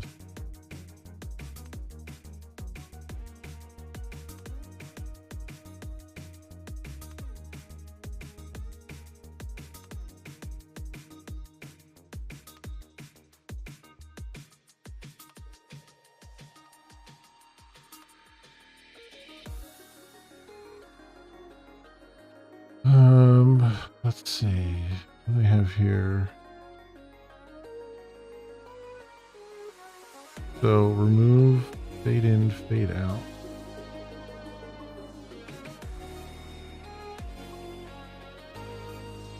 Message style display block. Message timeout 5 seconds.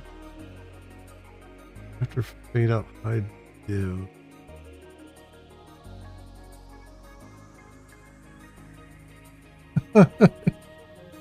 Not exactly what I was looking for. Do you have a message?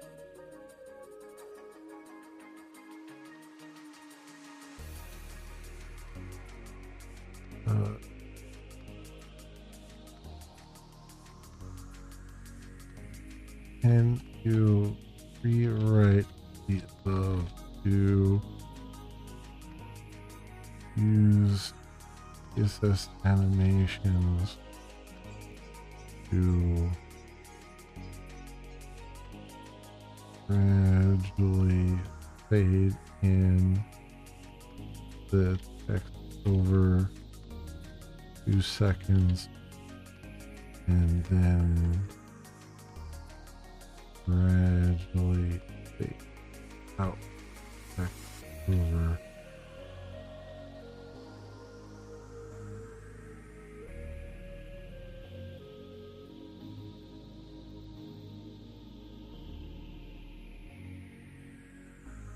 Okay, now we're getting some keyframes.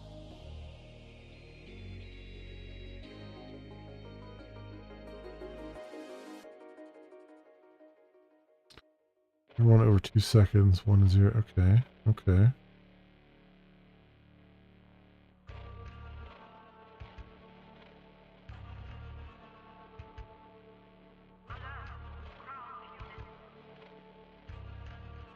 Fade in, fade out. It's still, I mean, I don't want the timing done in the JavaScript though. GPT. Yeah, right. I'm using it for CSS shit because I'm bad at CSS shit. Don't want to be doing the timeouts here.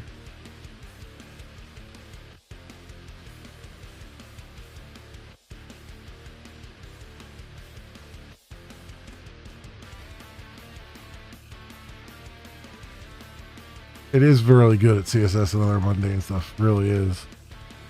Can you rewrite the above to remove the set timeout calls in JavaScript and use CSS to fully control the animation,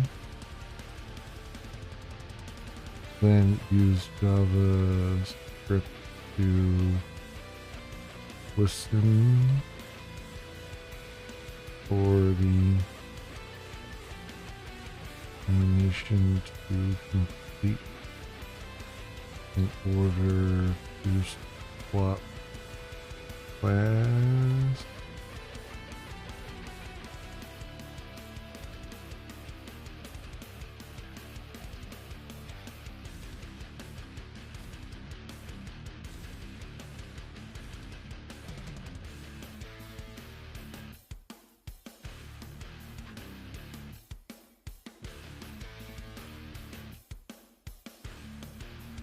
All right, we're getting closer to something that looks respectable. So he's got a div ID message. Okay. We got a keyframe fade in, a keyframe fade out. That seems good. Fade in animation 2 seconds forward, stay visible 5 seconds forward. Okay.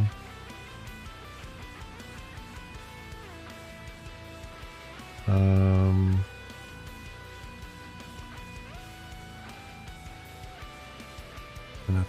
that's stay visible is the keyframe, stay that way.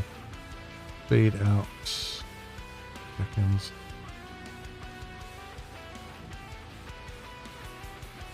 Just add fade in. You know what though? I'm realizing something. I said to make an R spec for some unit tests. I went full blown dumber than dirt. Yeah, exactly.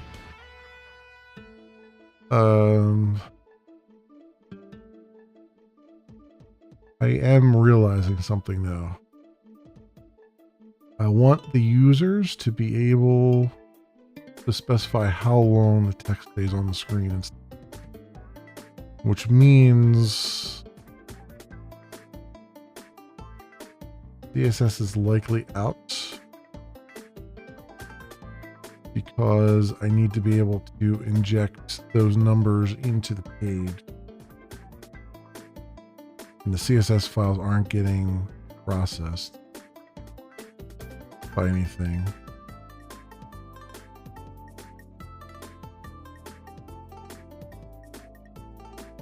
So I may have to do straight JavaScript.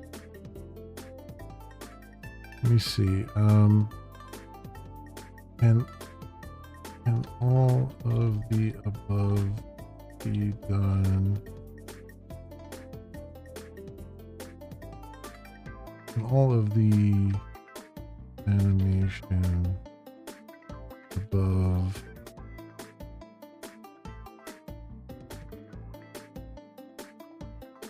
of be formed poorly in JavaScript using the animation API?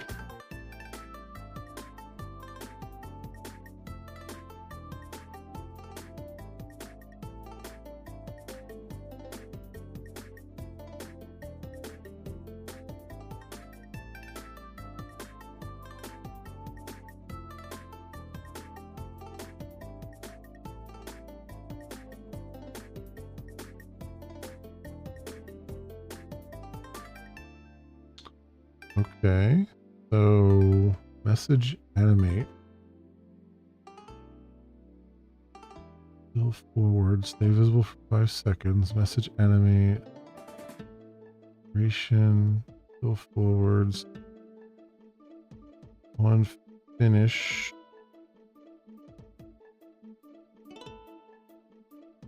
then hide div.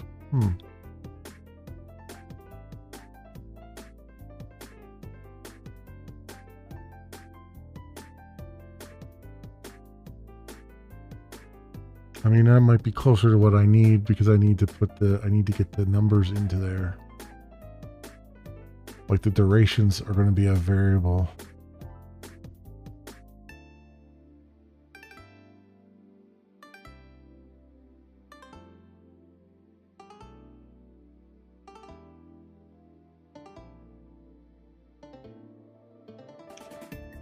I say that, and then I look at this again, and I'm like, holy nesting, Batman.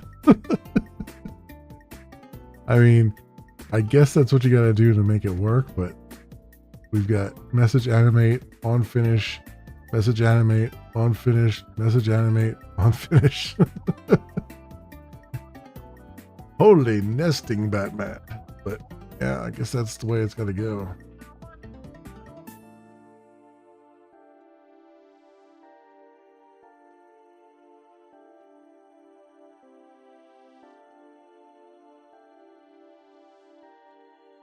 I mean, it doesn't necessarily have to be that way. These are just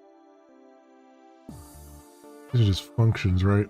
I can just call a function and pull these out. I mean, there's a function.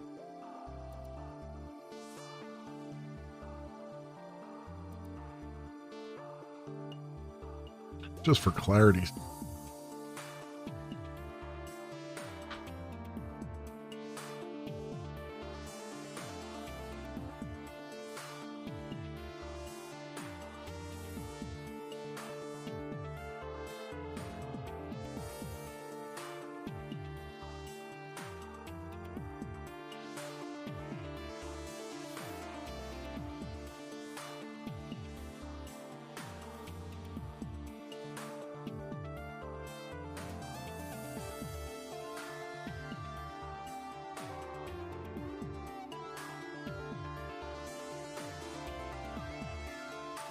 I don't know. I'm not sure about the setting the display block and then saying it display none.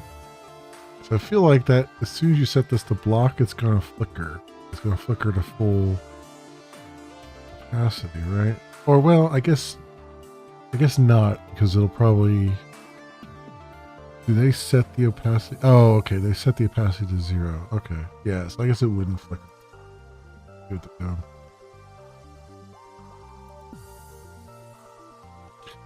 Oh, they're doing a transform translate. Is that just to center the text? I mean, they have a text align center, but I don't know what the transform is for.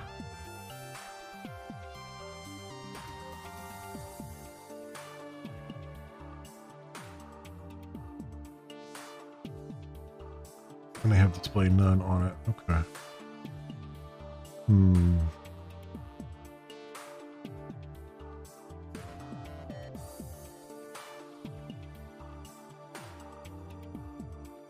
Thing is, a lot of these things have to be set too. So it's probably all going to be inline style and not a CSS file.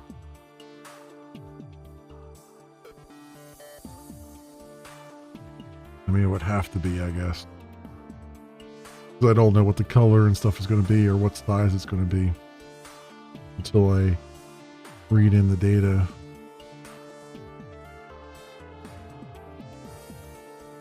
Is that true? Yeah.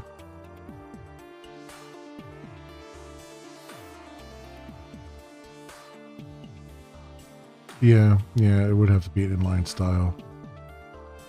But that's actually on the HTML page, which will get processed. And not in the JavaScript. I don't have to deal with it there.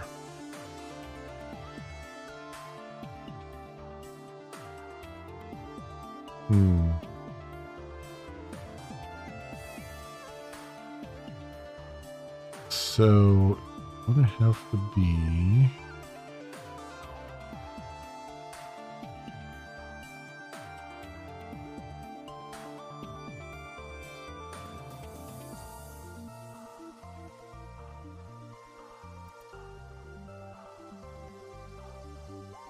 I do pure JavaScript for that.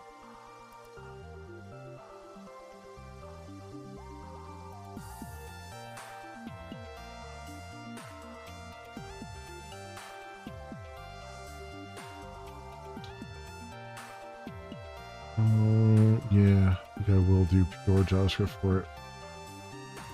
So.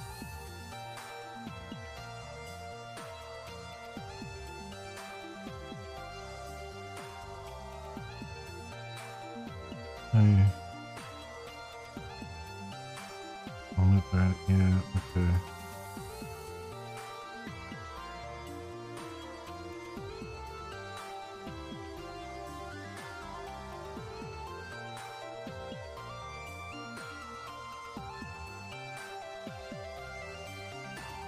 Document. Get element by ID.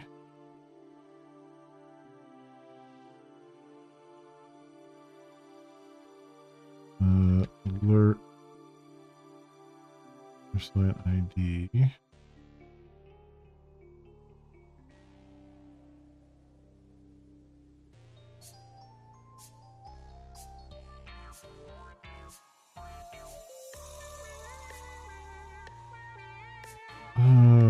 Hard to do.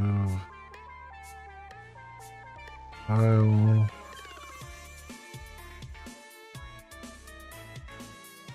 Play.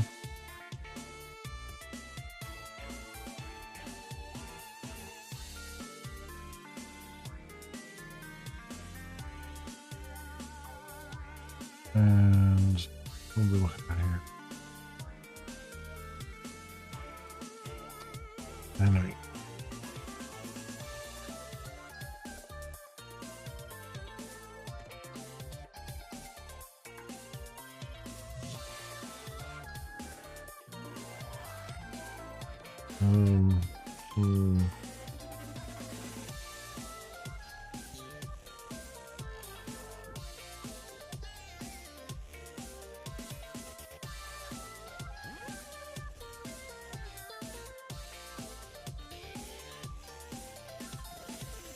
Do the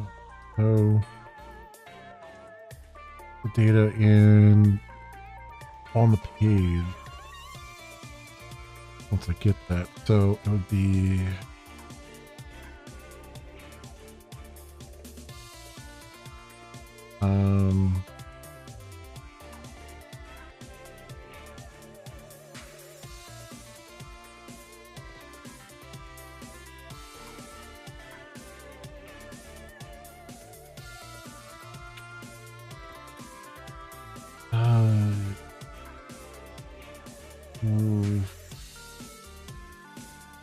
nope. How much? I don't think they need to control how long it takes to fade in and out. I think I can keep control of that. I think it's just how long it's going to stay on the screen. So,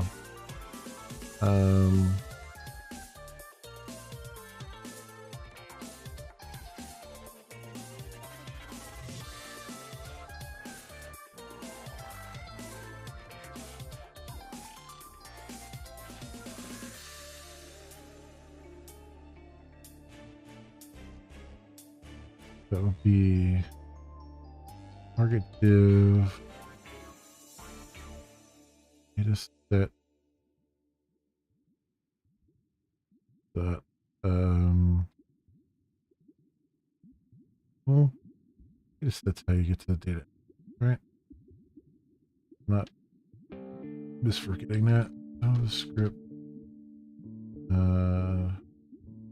read data.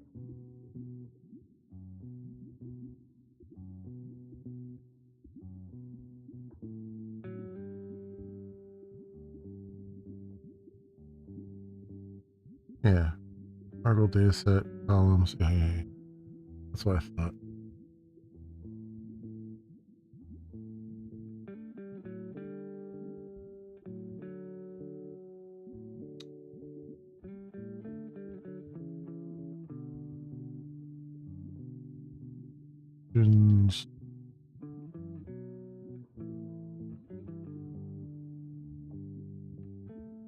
Start animation.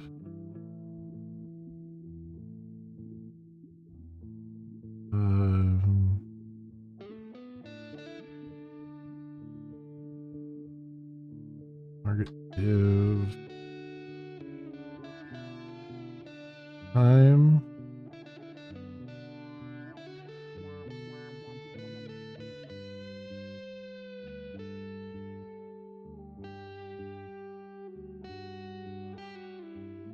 Animate.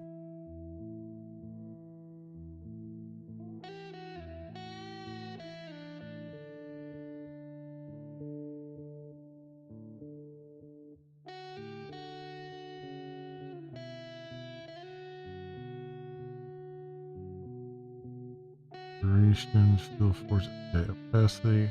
So you're saying what what thing to animate and how long to do it and which way to do it. Okay. So, and that's a parameter stop or hash set. So capacity 0.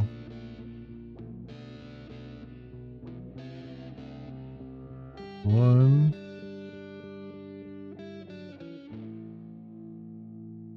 And then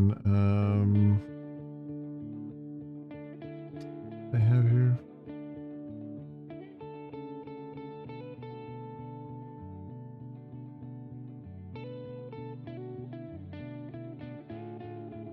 Zero opacity 1. It's the end of that, and then duration fill more words.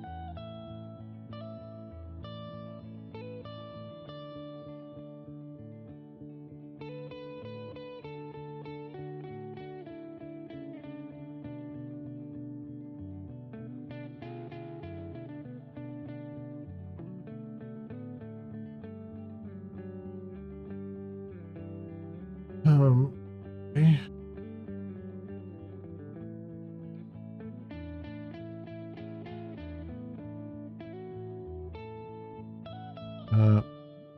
On finish.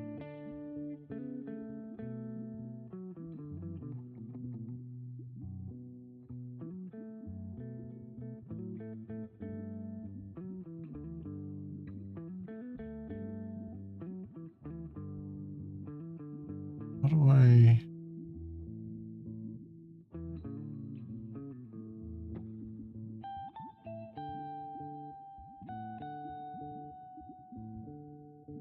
How do I translate that to a?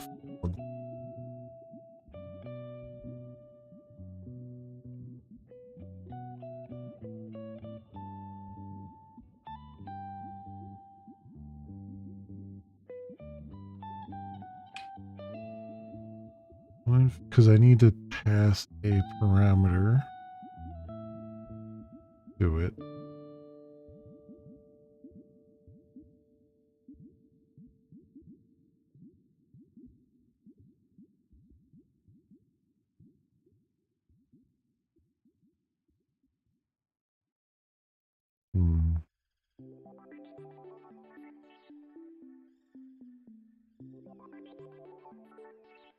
Really, I need to pass two.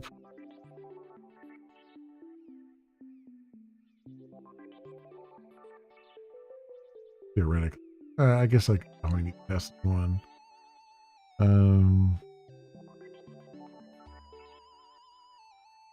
Or I guess I even don't have to do that. Might be easier to just build a state machine and those monkey wrench code.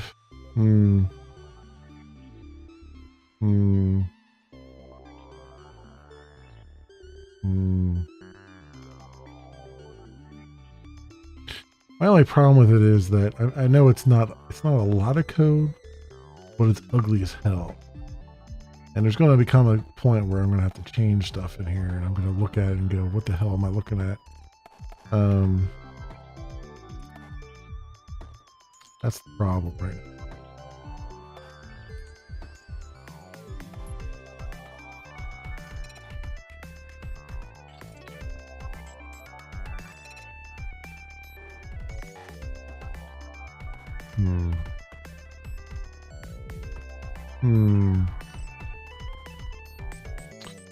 Yeah, I mean that's the thing, right? It's like I need to be able to look at this 6 months from now and be like, "Oh yeah, I remember this,"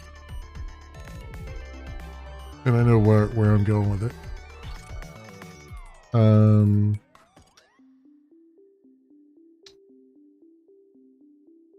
Let me think here.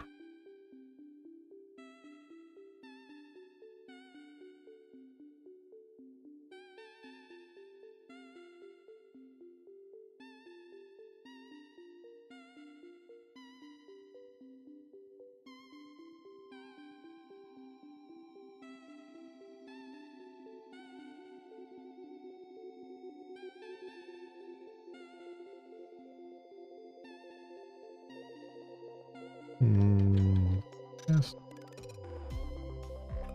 JavaScript. Yes. Function reference with.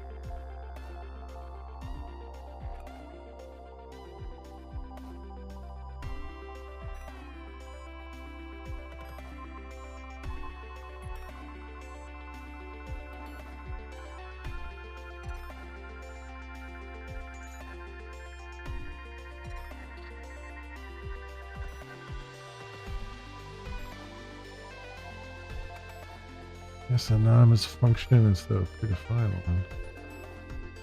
one.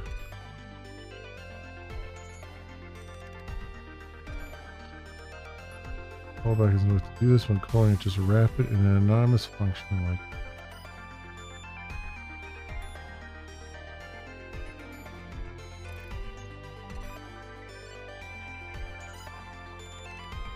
the third parameter is an array of argument.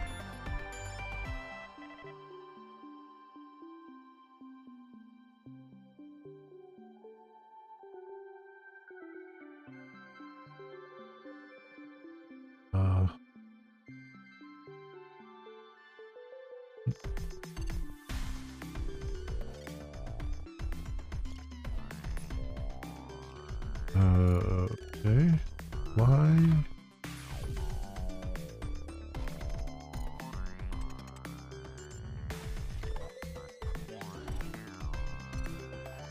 Yeah, I think, is that, so apply is actually a regular JavaScript? I thought that was a jQuery thing. On, what was the thing here?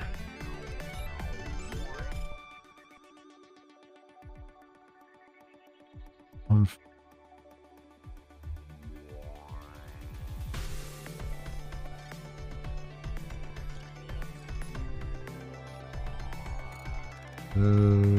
function,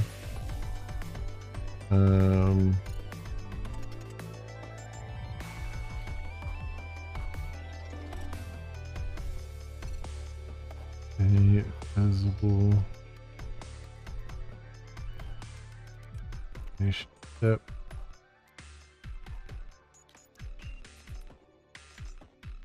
And that is the time and function and animation.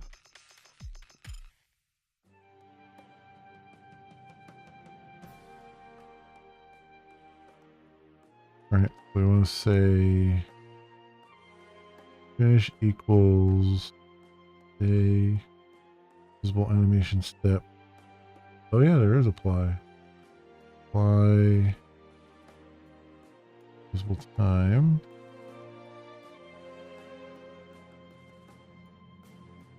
Okay.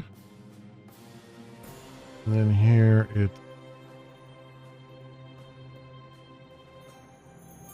crack me. I need to test both. Does my project support ES6 JavaScript? Hopefully. I'm hoping it does. That really comes down to whether or not OBS's browser supports ES6. I would imagine it does, but I don't know. We'll find out. I could end up doing this and it nothing works. You know what I mean?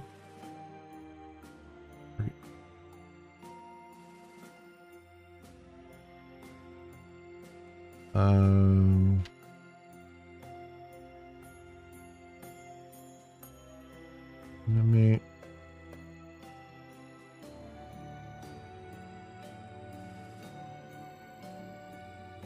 That's the one.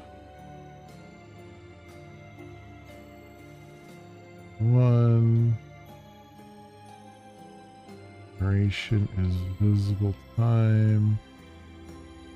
Fill forwards.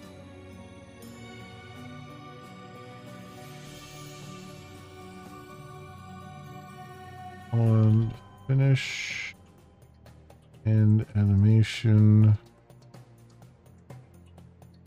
My target div.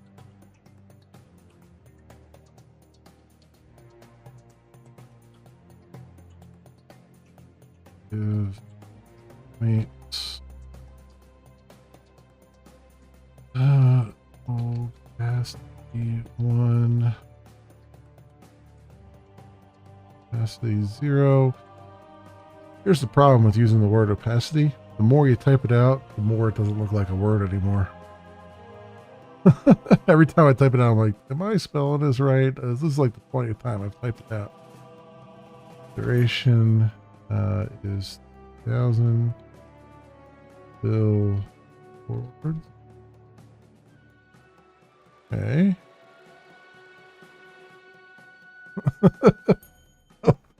Oh, opacity.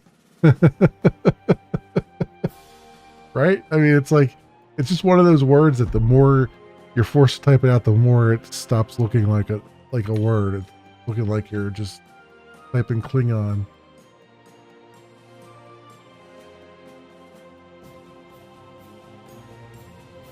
Oh.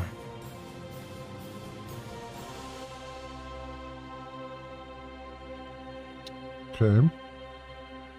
Well, I kind of wrangled it a little bit, I think.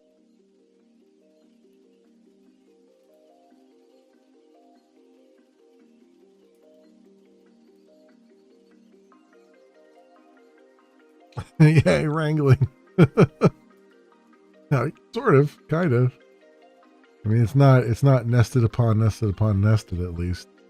But it is, they are chained together. So there's that, I guess.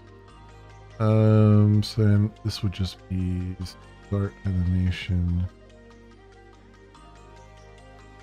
Target div. Stay. No. Stay visible. Time. There you go. There you go. Oh, and then this would have to be, well,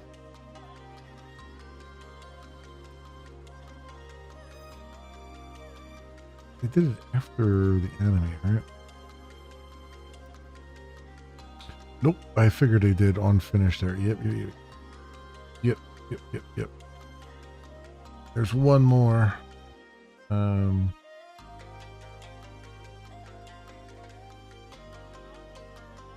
Really fade out. Animation step. Yeah, animation step. And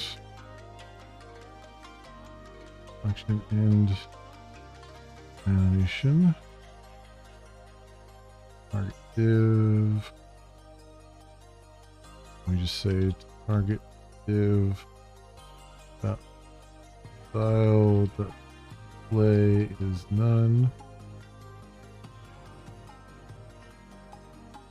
Over here on finish and animation apply div. Okay.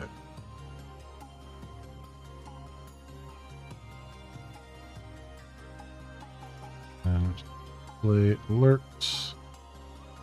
Alert ID. For that event listener, event source.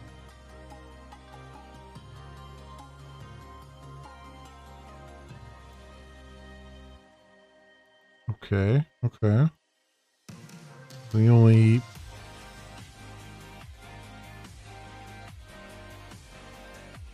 there can be some CSS with this, but it's only going to be properties that can't be changeable.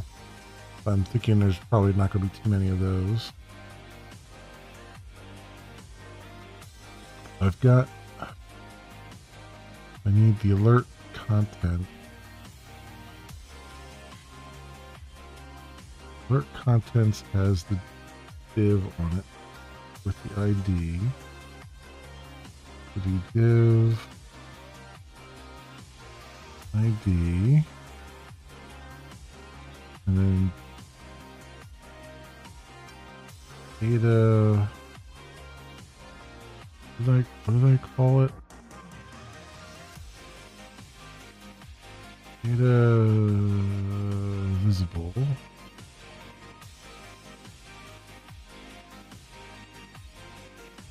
Was a thing. Okay, and then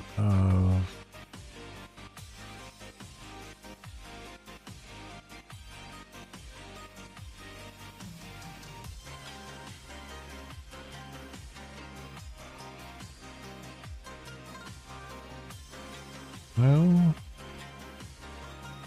do a style sheet right here. Guess. Put class is alert.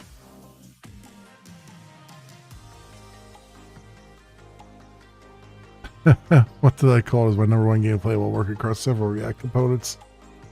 Yeah. Doesn't have an HDMI or display port. Stuck on one monitor. Oh, see, that's a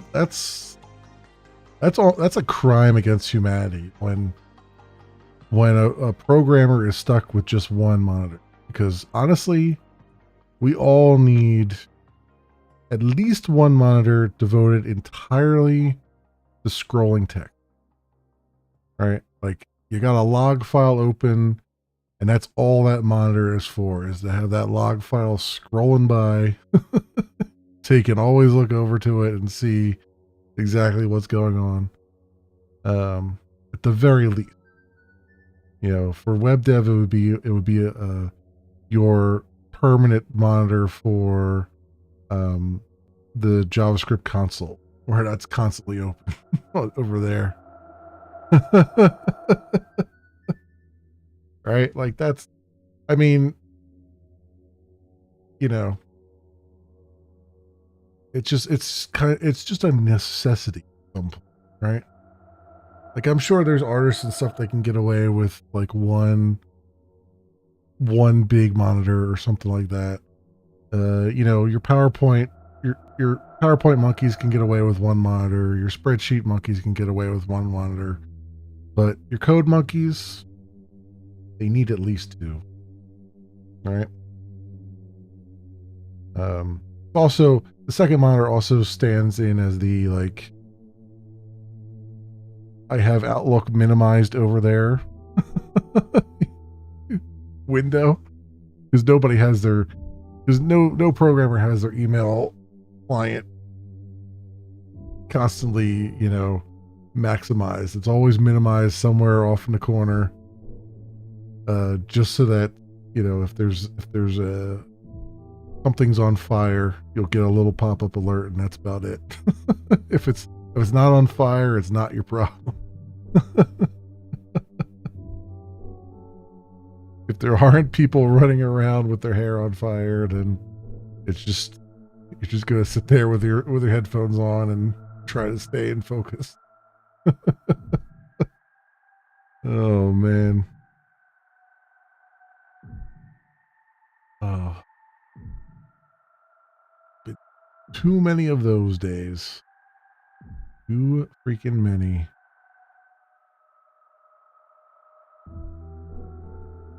Alert.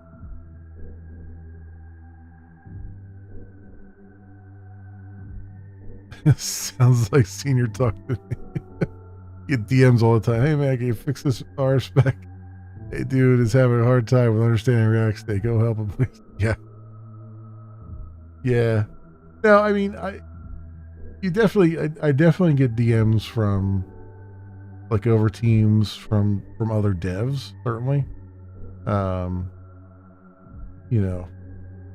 But that's like, on some days, that's the only thing that pierces the veil, right?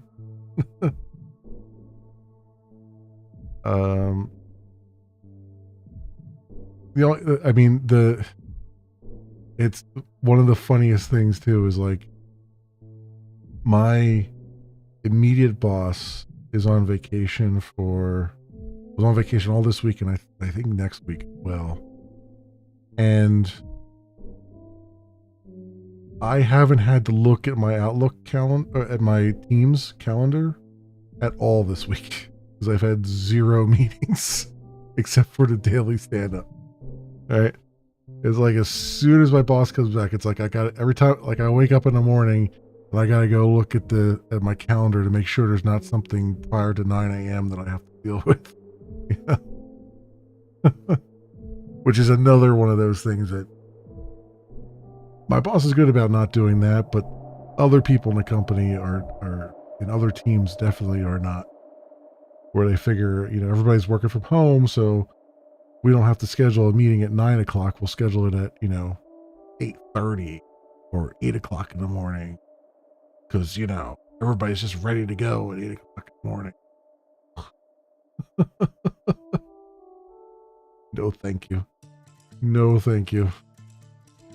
Or worse yet, there was I swear, one of the companies I worked at previous to this company, years and years ago, people would block out meetings during lunchtime just so that they could get their hour lunch that they were allocated. Right? Because people would call meetings at like 12:30. It's like you realize we all have like an hour of lunch, right? And now you're saying give up your hour lunch for some meeting that could be scheduled 2 weeks from now, but for some reason it's got to happen right now. The people would go through and just block off their lunches and just be completely block off the calendar the whole year. And it was hilarious. I don't know how you deal with all the meetings as senior. I saw my senior's calendar and it's literally taken up by 90% meetings all over the place. How do you get code done? There are some weeks where the only coding that gets done is on the weekend. I just put in some extra time on the weekend and just to catch up with things. And in fact, there have been times, like, especially when we get down to like a deadline looming, there have been times when I've said to my boss, like, look, I realize these meetings are important, but if you can cut down on a few of these, that would be great, because we're coming up to a deadline and I have no time built into my day to write the code necessary to meet said deadline, right? And he's been very good at like clearing things out. You're like, all right, we'll put all this other stuff on pause, But that has been a topic of conversation sometimes, where it's like, look, you just told us we have 2 weeks left until our deadline, and you've got me booked for meetings all day, every day for the next 2 weeks. Like, something's gotta give here. And it ain't gonna be my sanity, that's for sure. So that does happen, but it's thankfully not that. It hasn't been that bad in this company. It's been a lot worse in other companies. It's a lot worse in companies that are not actually organized. They think they're organized, but they're not. And I would imagine there's like in our little section, it's good, but there are other sections of the company I work for now that are probably just exactly like, because and especially when you add in all like the Scrum meetings and all that bullshit, right? Which we don't do as Scrum meetings. I mean, we do a daily stand-up, and that's the extent of Scrum that we do. And that's actually, given that we're all work from home in our area, that daily stand up is actually is much more useful than it was when we were in the office, because it allows us all to kind of get together at least once a day and have some kind of human interaction and stuff. You know, it helps kind of keep the team working well, you know, in that regard. Working off the clock at the minute, fixing a bunch of broken stuff just so our team meets deadline, at least coding. Yeah, exactly. I mean, and I've done that too. When I was Java architect at one company, I used to joke that like I would do all my work for the day between 5 and 7 p.m. 5 p.m. to 7 p.m. because everybody would leave at 5, and then it would give me 2 hours to like avoid traffic going home, because I had like an hour drive. So I would avoid the traffic. I would leave at 7 and get home by like 7:30. Whereas if I left at 5, I'd probably get home at like 6:30, you know, with all the traffic. So so I used to do that. And that would be the block of time where I would get all my work done, because prior to that, I was running around in meetings. I was running around helping people, you know, doing mentorship stuff and all that stuff. So, because we had that was a company that grew exponentially while I was there. We had a lot of and the hiring manager loved to hire junior developers all the time, because in his words, they hadn't had the opportunity to develop any bad habits. And so you had a lot of fresh-faced noobs coming in that all needed, you know, mentoring and stuff. They needed to be brought up to speed, and they needed help, and they needed to learn how to use Google, which sounds like a joke, but it's really, really true. You know, people come in, you know, junior devs come in and they're not sure what's expected of them, and they think they're not allowed to use tools that we all use. You know, oh, can I use Stack Overflow? Yeah, sure. Everybody uses Stack Overflow. Go for it. You know, those kinds of things. So you kind of have to let them know where, you know, they're allowed to run free in some cases.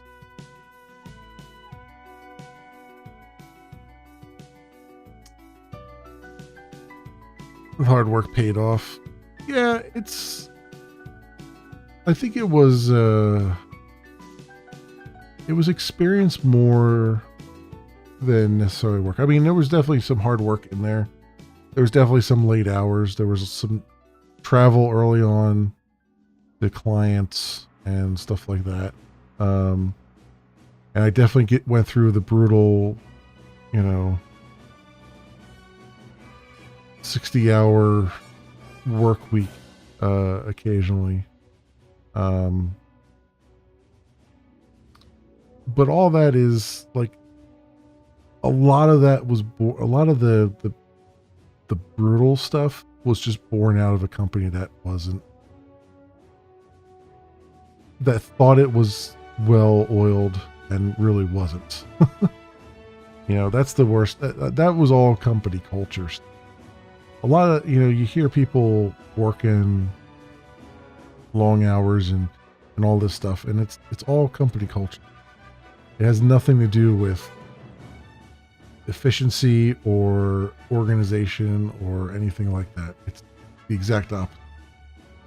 Your company's actually in chaos, but it's the culture that smooths it over, pretends that the chaos is a good thing, you know, a normal thing, and it's not. You know, it's an unfortunately prevalent thing in technology. But then eventually you end up, you know, if you keep plugging away and you keep finding stuff. Eventually you hopefully find a place that where there's a lot of senior people who have been through all that shit and don't want to go through that shit again. And so they've done anything that they can to get this back to like a 9-to-5 job and have reasonable deadlines and reasonable expectations and you know, stuff like that. They're few and far between, but they do exist.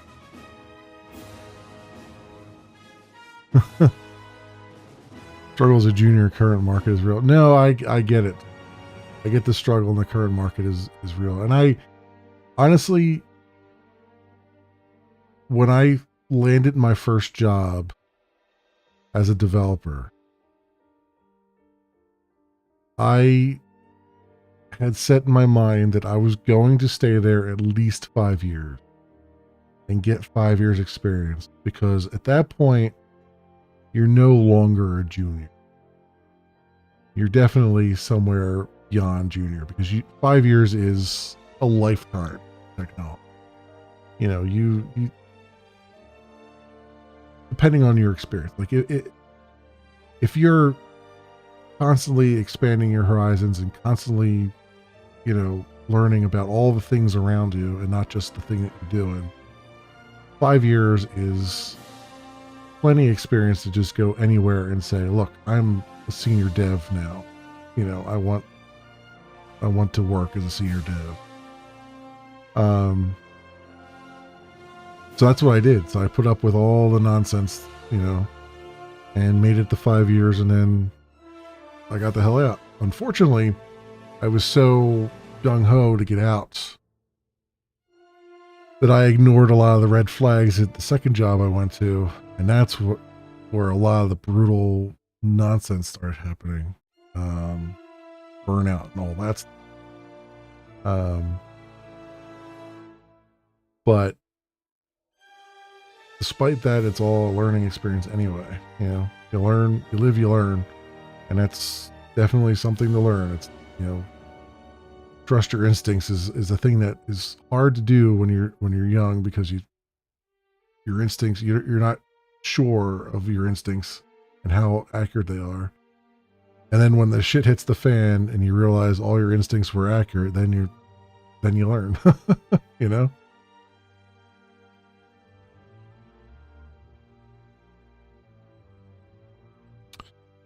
Can't be promoted to mid or higher at the current place due to internal policy. Hard required 3 years experience with them. Yeah. Yeah, I mean, that gets into the company politics stuff, right? Like, me personally, the first job I worked where we had the most flexibility over how people operated and worked and stuff, we didn't have any hard, fast rules about that. You could be a junior for a year. You could be a junior for, 2 years. It really depended on how you were progressing knowledge-wise and how independent you were becoming. Most of the people who came in as juniors ended up as senior developers within a year of joining. I think pretty much almost every one of them ended up as a senior developer within a year of joining. So we had mostly we might have started out with 5 senior developers and, 25 junior developers, but within a year we had 30 senior developers. I mean, there was another rank above that, which is, you're starting to get into like management and stuff, like architecture and stuff, but there was no reason to have like a certain number of people at a certain level. We just said it's based entirely on your skills at the moment and how much effort, how much mentoring you need versus you don't. And even when you went to a senior level, the mentoring didn't go away. It was still available. It's just you weren't, you had to seek it out. It wasn't offered. you know?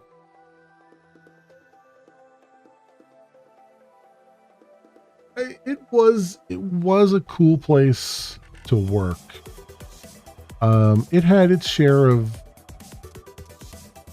personalities. Um, and because it was a small startup, when I joined it, I had probably the most exposure to the personalities. To someone coming in years after I came in,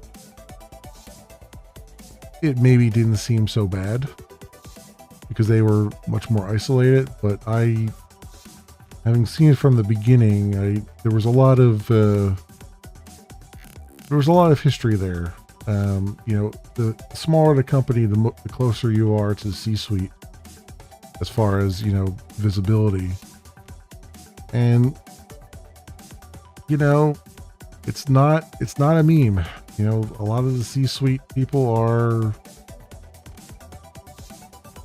they have their idiosyncrasies, and they're not always the greatest. Like, they're great people to have a beer with, not necessarily great people to work with. You know what I mean? Like, you'd hang out with them in a casual setting, and they're probably really fantastic people. But as soon as they get into the work setting, they're just they can be pretty off sometimes. So that's that came down to a lot of different, like, just what perspective people had coming in and all that stuff. But it was great from a experience standpoint. It was definitely one of those places where getting in at the ground level gave you the most breadth of experience of anything. Like, I was interviewing prospective clients. I was, or prospective developers, I should say, prospective employees. I was going to clients. I had FaceTime with clients. I had, minor, like, HR things to do here and there. Not really, but, kind of, like, not all the devs got along with one another. Some incidents happened and we had to kind of work them out. And there was just a lot of, there's a lot of different things, a lot of different challenges to work on through all that. And so it does give you the most breadth of experience. But I stand by my thought that it's the best thing I did was to not limit myself to one industry. Like, I knew a lot, like, at that time I knew a lot about insurance, and the officers of the company did a lot to, like, train us initially, like, on how insurance works and all that stuff. And that was great. That was very invaluable. But the best thing that I ever did was to switch industry several times, because it really opens your eyes to see, like, everybody basically has the same problem. They just have different ways about approaching them. And so it allows you to see different ways of going about things, different restrictions, and different, just different environments entirely, different requirements, learning how to figure out real requirements and translate them, when you don't know the business so much. I mean, knowing the business is great. It helps out tremendously. But when you don't know the business, sometimes it's even better, because now you're asking questions that maybe you wouldn't have asked before, because you had experience with other systems and you were just kind of copying what other systems have done, where there might be a better solution that you can come up with that's new and innovative, So, I mean, that's definitely the other thing. Like, don't feel like you have to be beholden to one particular industry. You know, move around. This is very helpful to see all the different challenges. And obviously, the other big thing is don't get pigeonholed. You know, I've had so many people come in for interviews, and I just ask them like questions about what they work on, and they're basically just warm bodies sitting in front of a keyboard, right? They do exactly what they're told, nothing more, nothing less. They don't know why they're doing what they're doing. They don't know how their stuff fits into the rest of the system. They're just collecting a paycheck, which is, I mean, you know, any other job out there, you could collect a paycheck, you know, but when you're talking about a job that requires some kind of creativity, it starts to get a little bit rough if you're just collecting a paycheck, you know. I can't imagine a musician or an artist or a novelist just collecting a paycheck, right? And having their work be respectable, you know. Like there is some passion required in there. There's some creativity required in there. And if you're not exposing yourself to all the different parts of the system, if you're not asking questions, if you're not learning all the things that are going on, if you don't fully understand why you're doing what you're doing, I don't know how you can be creative in that, like that. You know what I mean?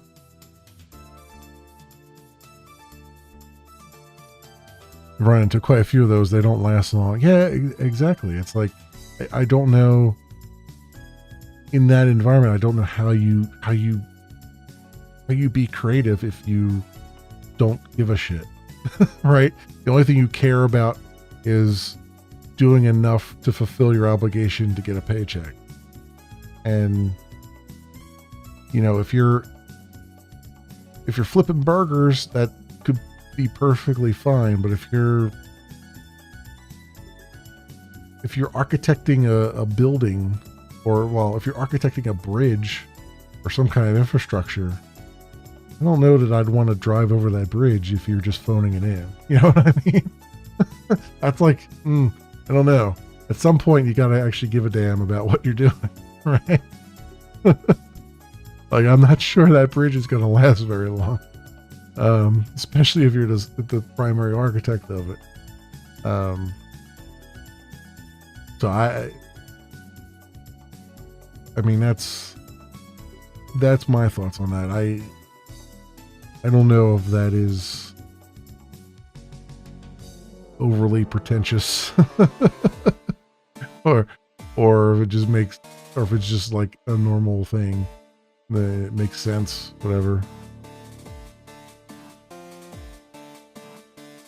Not able to join in on meetings because your subcontractor actually decide how the app is going to be built. Oh, and I guess that really depends, right? Like, I don't think I've ever excluded a contractor from a meeting, except for like if it was like a company HR thing where it was like benefits or something like that, then they don't need to be there for that. But like from a dev meeting, I don't think I've ever excluded any contractors from it, because they're working on the same system. You know, even if they're temporary, they're working on the same system, and they should be in on the decisions, and they should be in on the information being shared. So that strikes me as weird, to be excluded from things like that, because potentially there's information being shared there that is vital to what you're working on. And if all that's being filtered through somebody else, that's really shitty. because I don't like that. I would prefer everyone gets the raw information straight up. Not only gets the raw information straight up, but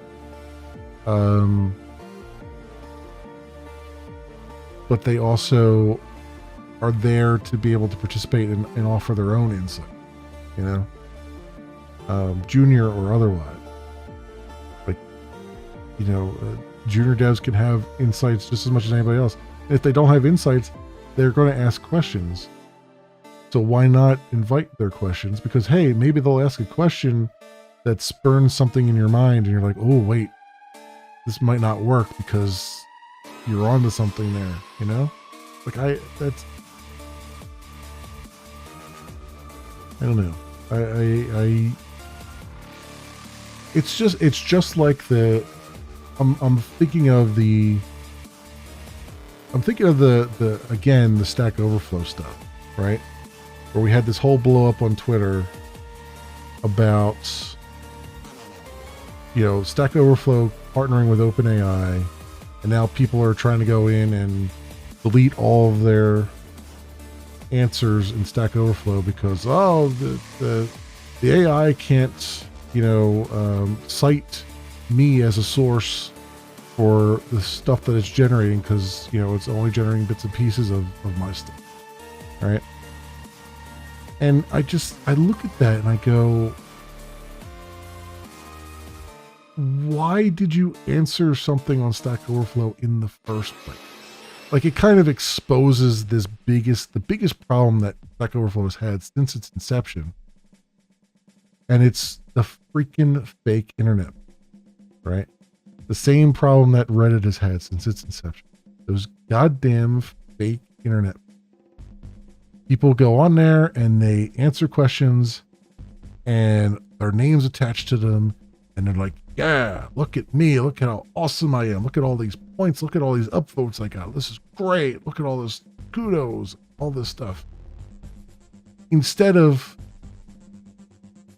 being on there to, hey, I'm going to answer this question as best as I can in an effort to just help others. You know, I mean, they'll say that that's what they're doing. Oh, I'm just doing it to help others. But in reality, they only give a shit about how many upvotes they've got. Right? In fact, they've had Stack Overflow early on, and I think they still have this problem.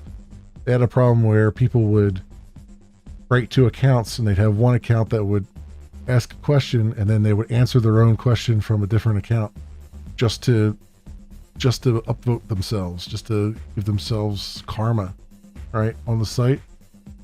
And it's just like, and this whole OpenAI thing has exposed that for all over again for everyone to see. Is like, you got people who are just like, I don't know, I'm not getting the credit for this, so I'm going to remove my answer. It's like, why were you in it for credit in the first place?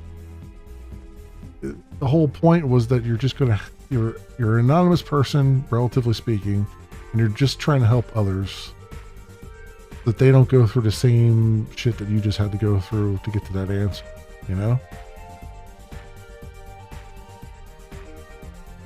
Self-triggers that kind of behavior. Exactly. But it's that behavior is prevalent in technology, especially in development. Like, I've seen it a lot, where there's people who are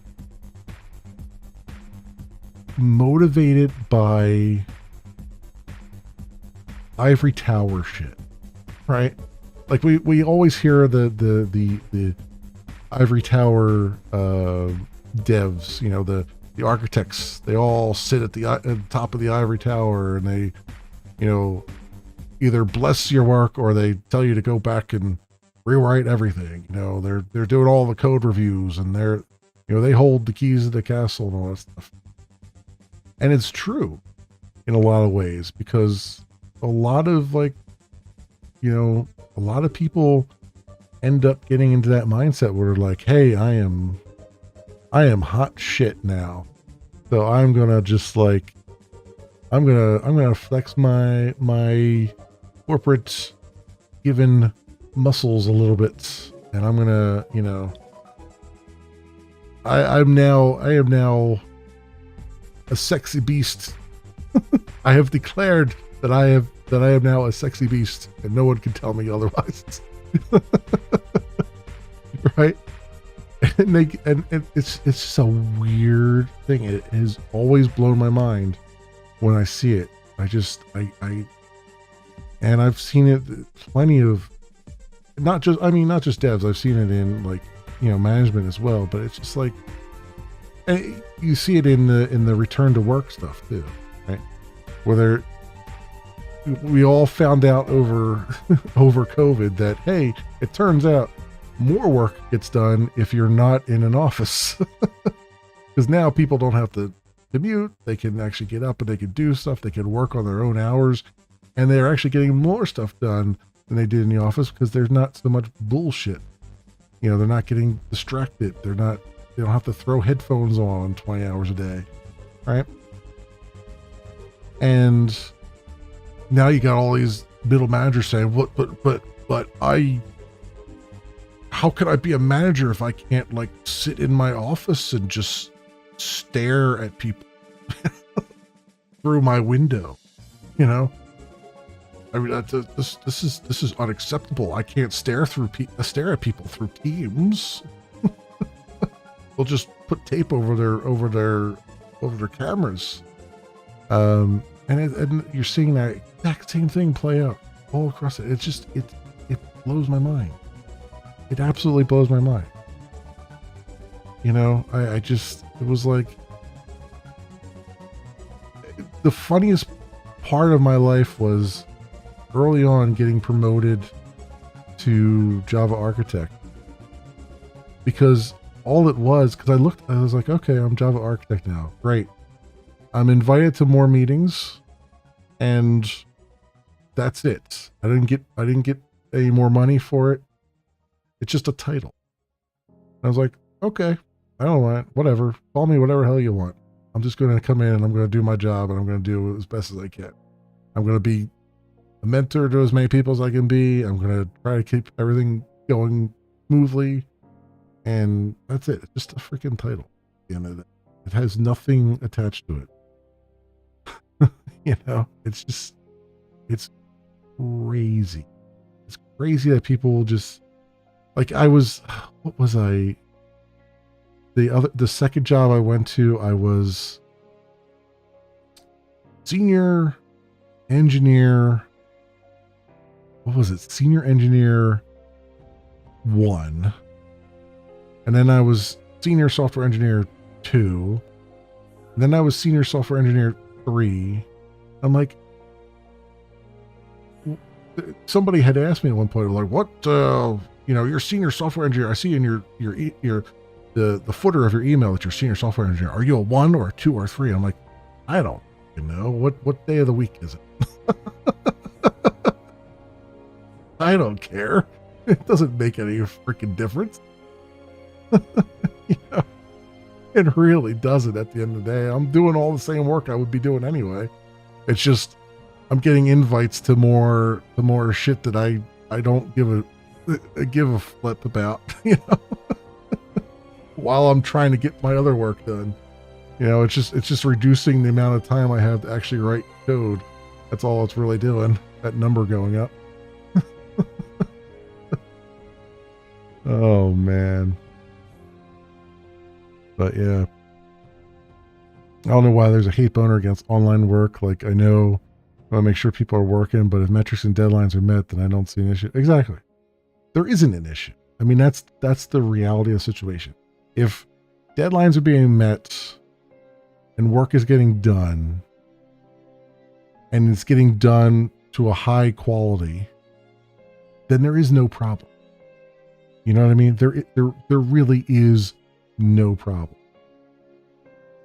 They're just trying to come up with a problem. They're trying to say that it's a problem, and they got nothing. Not a real problem. Oh no, it's fine. It's fine. I like going on tangents sometimes too. It helps, you know. And besides, I'm kind of my brain is kind of melting right now anyway. I needed the little break from it because I don't think I kind of know what I got to do, but it's 12:30 and my mind is starting to shut down. Is really what we're at here. So I think I'm going to just save. I'm not going to commit anything right now, but I kind of have an idea where I'm going with this. I just don't know if all the pieces are going to... I don't know if it's all going to work yet, but we're doing a small enough chunk that it won't hurt if it doesn't work. Like, I can kind of work around it. Rewrite that front end and React. You won't regret it until it's too late. Yeah, right?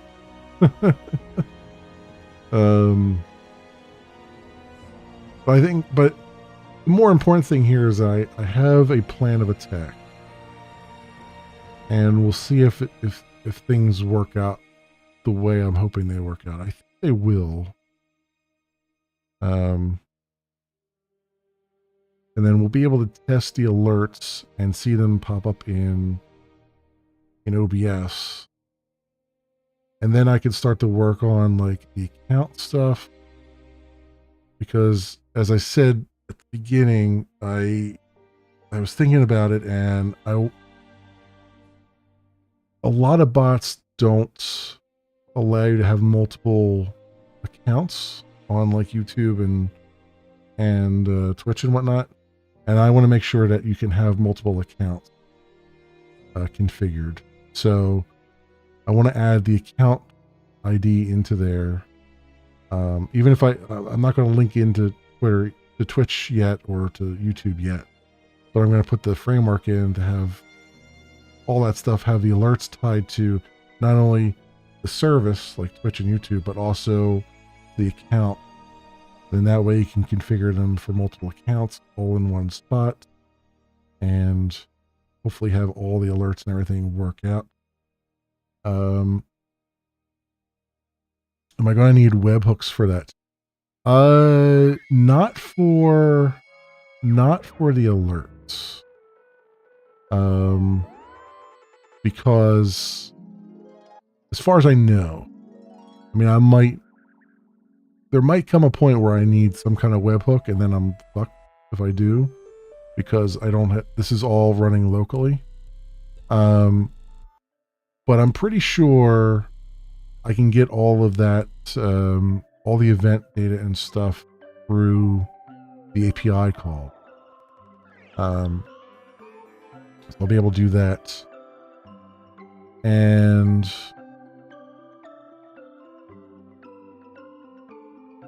yeah, I should be able to do all that. There are some things that do require webhooks. Some integrations that I want to do that are going to require webhooks, but not YouTube and not Twitch, I don't think.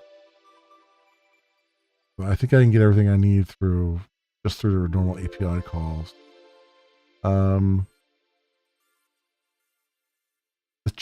The combined chat's going to be interesting. We'll have to see. I'll have to see what that's going to involve.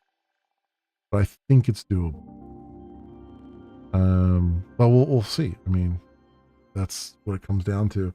I mean, I am concerned that there's a reason why all these bots are online instead of local.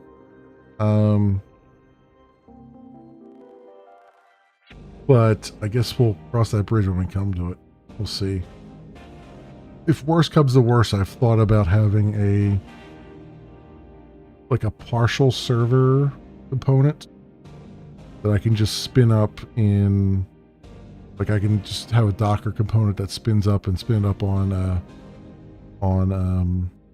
DigitalOcean and have it be as minimal as possible. Like if I needed to process webhooks, I would have that out there processing the webhooks. And then have that push it back to your local machine, or have your local machine like connect to it and poll it or something. I'd have to see. I believe Caster Labs has a server component as well for some of the stuff that they do, but I think it has a lot to do with authentication, like OAuth authentication. And I'm not as concerned about that because YouTube and Twitch both allow local hosts for the, or I should say 127.0.0.1, which is localhost, for the OAuth handshake. So I think I can get away with that. Especially given that I'm doing HTTPS for this whole thing. So we'll see. I mean, like I said, I could get all the way to the end of this and then try to do something and realize nothing's going to work. And I'm going to need some kind of server component, but I'm hoping I can get most of it going. I mean, there are bots that are fully local, that seem to work okay. I do also want to integrate with OBS a little bit more, and so if you turn on the OBS WebSocket server, I want to be able to communicate with the OBS WebSocket server directly and do things there too, maybe. So we'll see there. The trickiest part I think is going to be listening for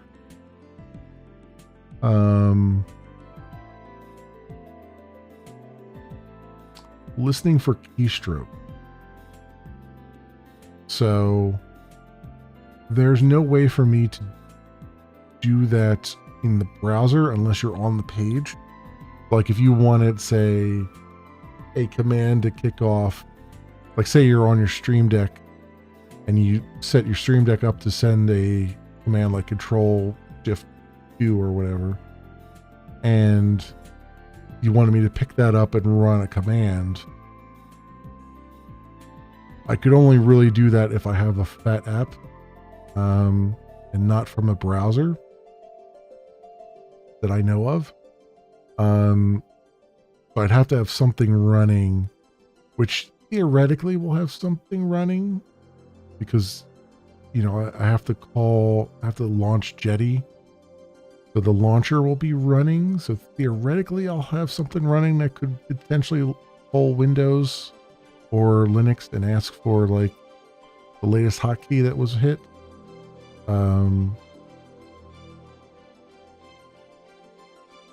But I'm not sure. And so that's another thing I gotta think about eventually. Because I'm also thinking of maybe writing a plugin for Stream Deck that will allow you to run commands from there. And that might be it might be that I just have to write the plugin, which I looked at it before at one point. It was just simple JavaScript, the plugins. So I might write a plugin for that then maybe calls an API endpoint on my side to do trigger events and stuff like that. That's probably the easiest way, the most straightforward way to do it. Capturing input is definitely a pain. I had a solution in C++ years ago that worked by using Windows interop, but it's a bummer that cross-OS solution is stupid hard. Yeah, there's a way to do it in Java, I believe. The biggest problem is I don't know if it can capture global hot. That's the biggest problem. Like, I don't know if you can, if you can register a listener in Windows from Java that will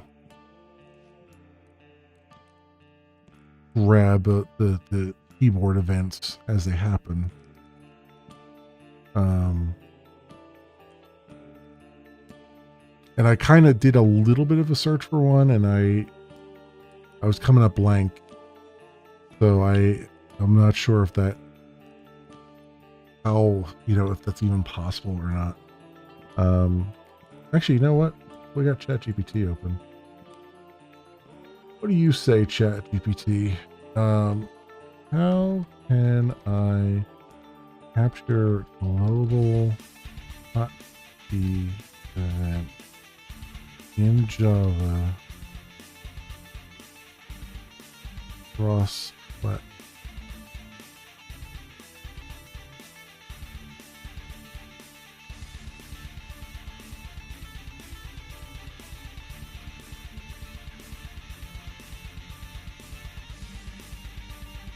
Oh.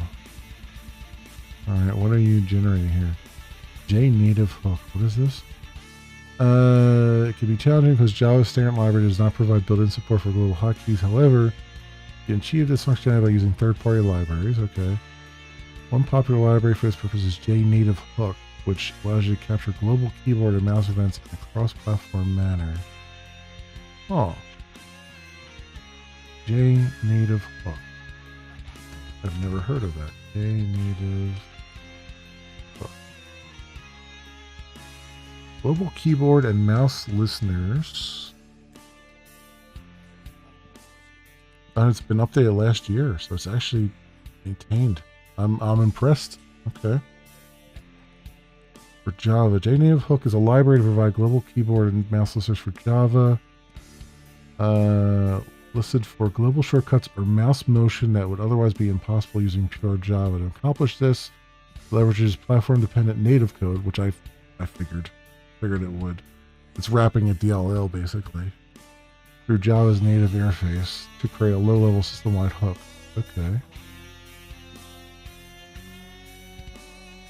It's under the LGPL. All right. So okay.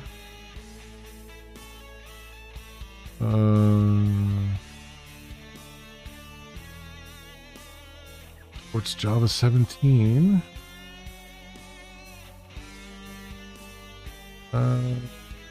So Apple OS X, okay. Windows 2000 to Windows 10. They don't mention 11 on there. X11 Linux. That's only X11 Linux, not the new thing. Weird. Interesting.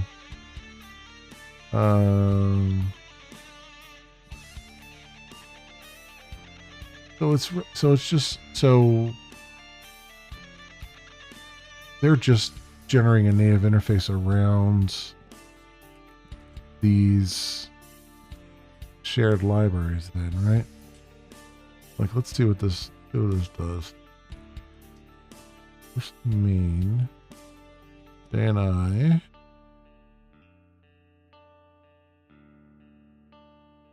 JNI globals. Yeah, we got C files here. Event dispatch.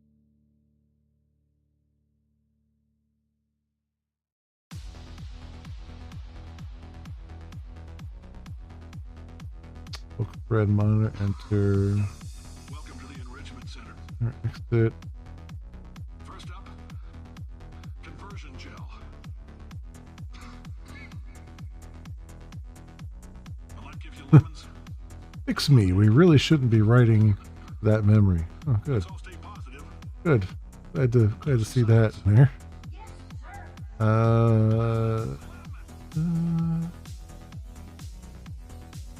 Mouse press, mouse release. Yeah, so it's hooking at a X11/Windows level.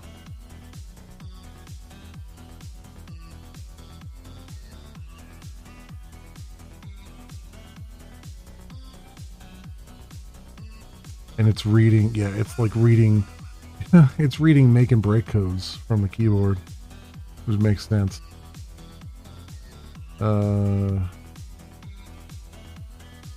Basically going straight to the keyboard controller. You may have heard we're going to phase out human testing. Wrap up, though. That makes sense. That's the JNI stuff. Then the Java part of it's probably pretty small then, right? 70 million. Because it's just gotta go over the Ground them up, mix them into a gel. Queen dispatch service default Ground up moon rocks are pure poison. void. Void implementation of the executor service uses dispatch data events directly on the operating system's event delivery thread. Okay. Interesting. Well, I mean, there's a library that does it. That's more than I expected, which is good, and it's still up to somebody's maintaining it because it's had an update last year. When life gives you Huh. lemons, don't make lemonade. Interesting. Make life take the lemons back. Apparently works on Apple as well. Lemons, what am I supposed to do with these? Demand to see life's manager. Thread safety for AWT swing and Java effect. Could give Cave Johnson lemons. JNative hook does not operate on the event dispatch thread because swing components are not thread safe. You must grab access to swing components using the swing utilities, invoke later, or event queue evoke later methods. As of version 2, swing dispatch service class may be used to automatically use swing's event dispatch thread for all native event delivery. Okay.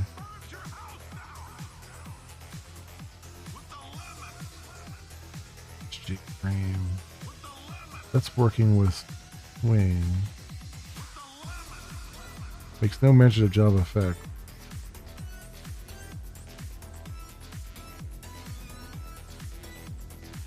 Loading.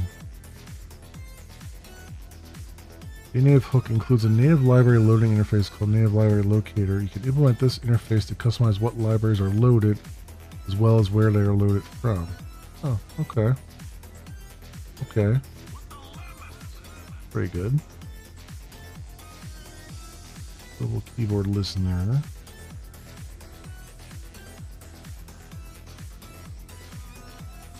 Release key type.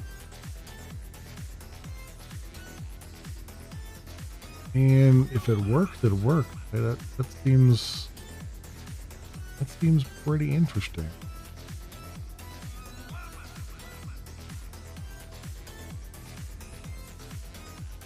Now the trick here, this is where things get a little bit more interesting. The trick here would be, can I pull JNative hook into a web app, like onto the server, onto the Jetty? Like, can I make a Jetty servlet that uses JNative, or it doesn't even have to be a Jetty servlet, it just has to be a servlet. Can I make a servlet that uses JNative hook to pull the mouse listeners from the host?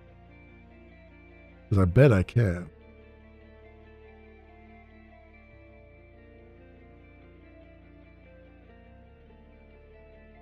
Because the only limitation there is you need to load the libraries from the server, from a path on the server.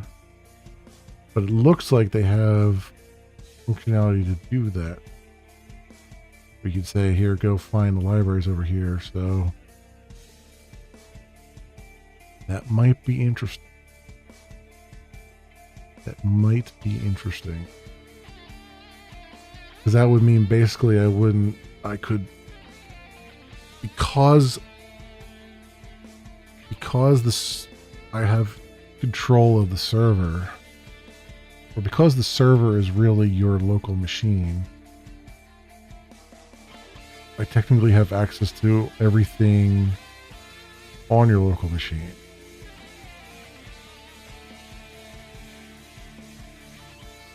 assuming certain permissions anyway, because the server will run as a user.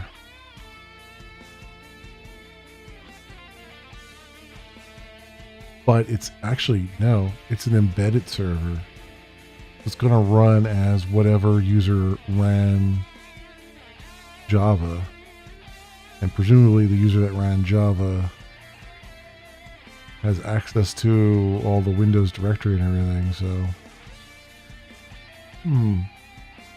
That's interesting.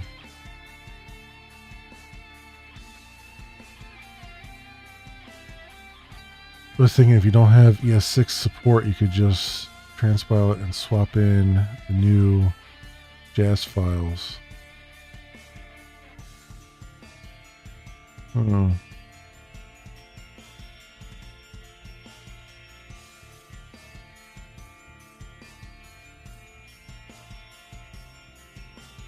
Yeah. I don't think I need to go to that extent, though. I mean, the mouse and keyboard hook stuff, notwithstanding, I'm talking about the like displaying of alerts and stuff like that. I don't think I have to go necessarily to that extent where I gotta swap JavaScript files in and out. I think I can just get away with having the file be largely static, until the user changes something, and then I just trigger a reload of the page, because really it's just just a browser hitting an endpoint on the server. So there's that. But if what you're getting at is like I don't need the server at all, and I can just throw JavaScript files on the file system and just you would point the browser to like file : / whatever. That's certainly a possibility, and I would imagine that's what a lot of the other bots do. Probably, is they just generate the JavaScript file on the disk, and then they just give you the URL to that. But I kind of like the idea of having the whole server there, because I kind of like the idea of having the user interface not be a native user interface, but be a browser interface, because people are used to browser interfaces now. You know what I mean?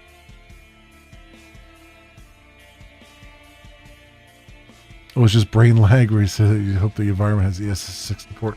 Oh yeah, well, I mean, yeah, but it's and I figured that's what you were talking about earlier.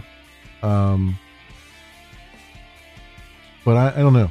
We'll have to see if this solution works. I think it'll be pretty clean, the one that we're going down. But we'll really have to. I mean, we'll see when the rubber hits the road, right? When I start to actually integrate with Twitch and everything, and what happens then. And I don't.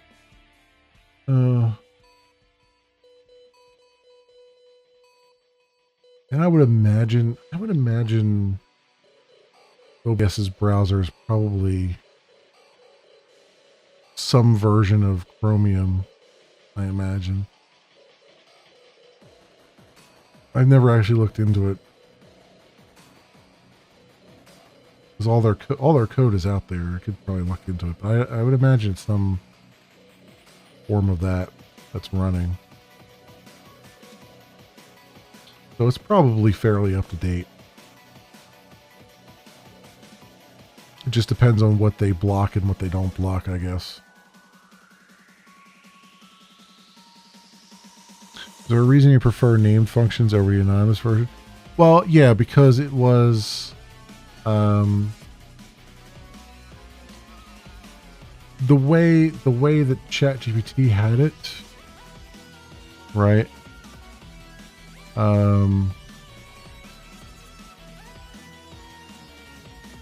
the ChatGPT had it nested upon nested upon nested, and I just put name functions there because I want to, just for the sake of just getting rid of some of this nesting. And that was really the only thing, and it was just seemed easy enough to just make it a named function, you know.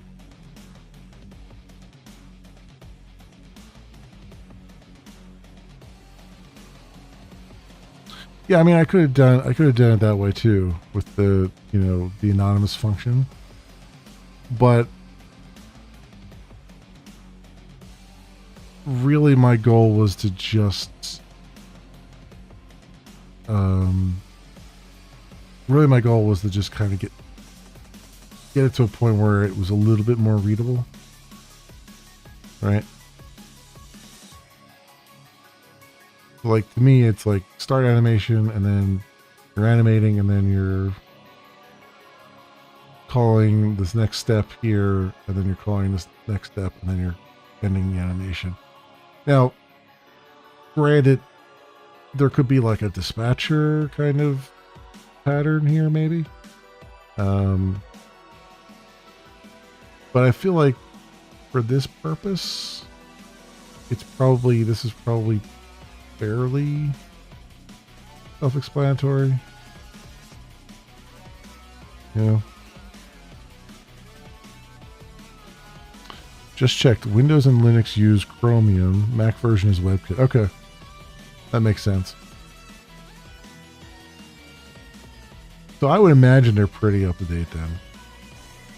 With the ECMAScript versions and all that stuff. So yeah, probably pretty good. But yeah, I mean, it's just it was more quick and dirty style choice than than anything else. That's all. That's the only reason I used the named functions. Is just I just wanted to keep it straight. I wanted to keep it straight in my own head. There's nothing. I have nothing against the anonymous ones. I wanted to get rid of the nest. Is really what it came down to, because I don't like seeing it nest upon nest upon nest and go all the way down the right hand side. This to me is a little bit more readable, because now I can see, like, oh, if I want to change something here and I want to animate additional things besides opacity and stuff, boom, I just add it right in there. You know what I mean? And I'm not going cross-eyed looking at it, you know, fade down the page kind of thing. But that's all. There was no technical reason for me to do that. Other than it was just really just a style thing.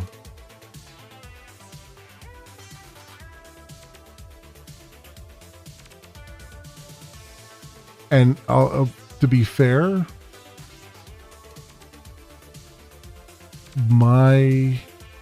I'm still very noobish when it comes to some of the syntax. A lot of the syntax around, like, anonymous functions and stuff like that, particularly in JavaScript. A lot of the JavaScript syntax that I know is out of date. That's why I keep seeing me use var sometimes and instead of let and all that stuff, because I've been doing this so long, and the syntax keeps changing for things.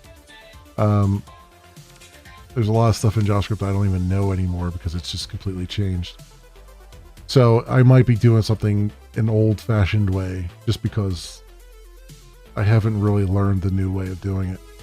Or I haven't, like, I know that there's a new way, but I haven't, like, rocked how to think that way. It's kind of like me and the lambdas stuff, where I'm starting to finally rock lambdas. I'm finally starting to use them more and use them properly, and I'm able to read them better than I ever was. But it took me a while for it to really click. And that's kind of the same thing with a lot of the JavaScript nomenclature now. It just takes me a while to click. Like, I'm still I'm still putting semicolons, and they removed the need for semicolons ages ago. You know what I mean? But it's just one of those things. It's like, you know, you just you're so used to doing it, and then you don't think about it until someone else comes in and says, like, why are you doing it that way? You know? And that's fine. I like hearing that because it lets me learn. It gives me a way to learn the new way of doing things. Because I don't do things the old way on purpose. Sometimes it's just a learned thing. You know what I mean? So, yeah, I think that will do it for tonight, my friends. What is tomorrow? Tomorrow is Saturday, so tomorrow afternoon, or today afternoon, I guess, because it's 1:02 for me. I'll be back. I'm going to try to get on earlier than I have been getting on. We'll see. And get a good couple hours in. And we'll pick up where we left off here and try to get the test alerts happening in OBS and see how they look and see how they function. And maybe we'll even get some sound in there. That would be kind of interesting because I haven't played down through JavaScript in freaking ages.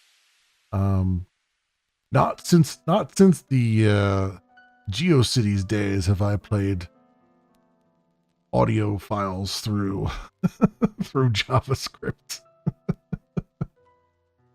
Good old GeoCity.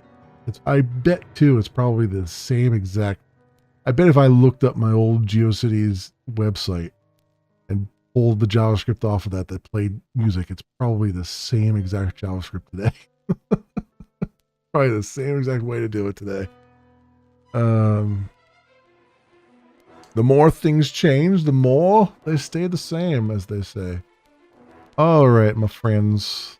Thank you so much, everyone, for hanging out and keeping me company and all of those things and chatting me up and everything. I appreciate all of it. Magenta Breeze slowly moves forward, but it moves forward, and that's the important part. Whether it's slow or not. And let me see, is there anybody live right now over on the old Twitch that I can maybe send you folks to? Let us see here. Let us see. That is a big nope. That is a big nope. All right. I'll let you guys disperse on your own then, my friends. Thank you so much, everyone, for watching. I hope everyone has an excellent morning, afternoon, or evening, depending on what it is for you. I hope to see you back here again in the future for some more stuff, whatever happens to suit your fancy. Until then, see you, bye.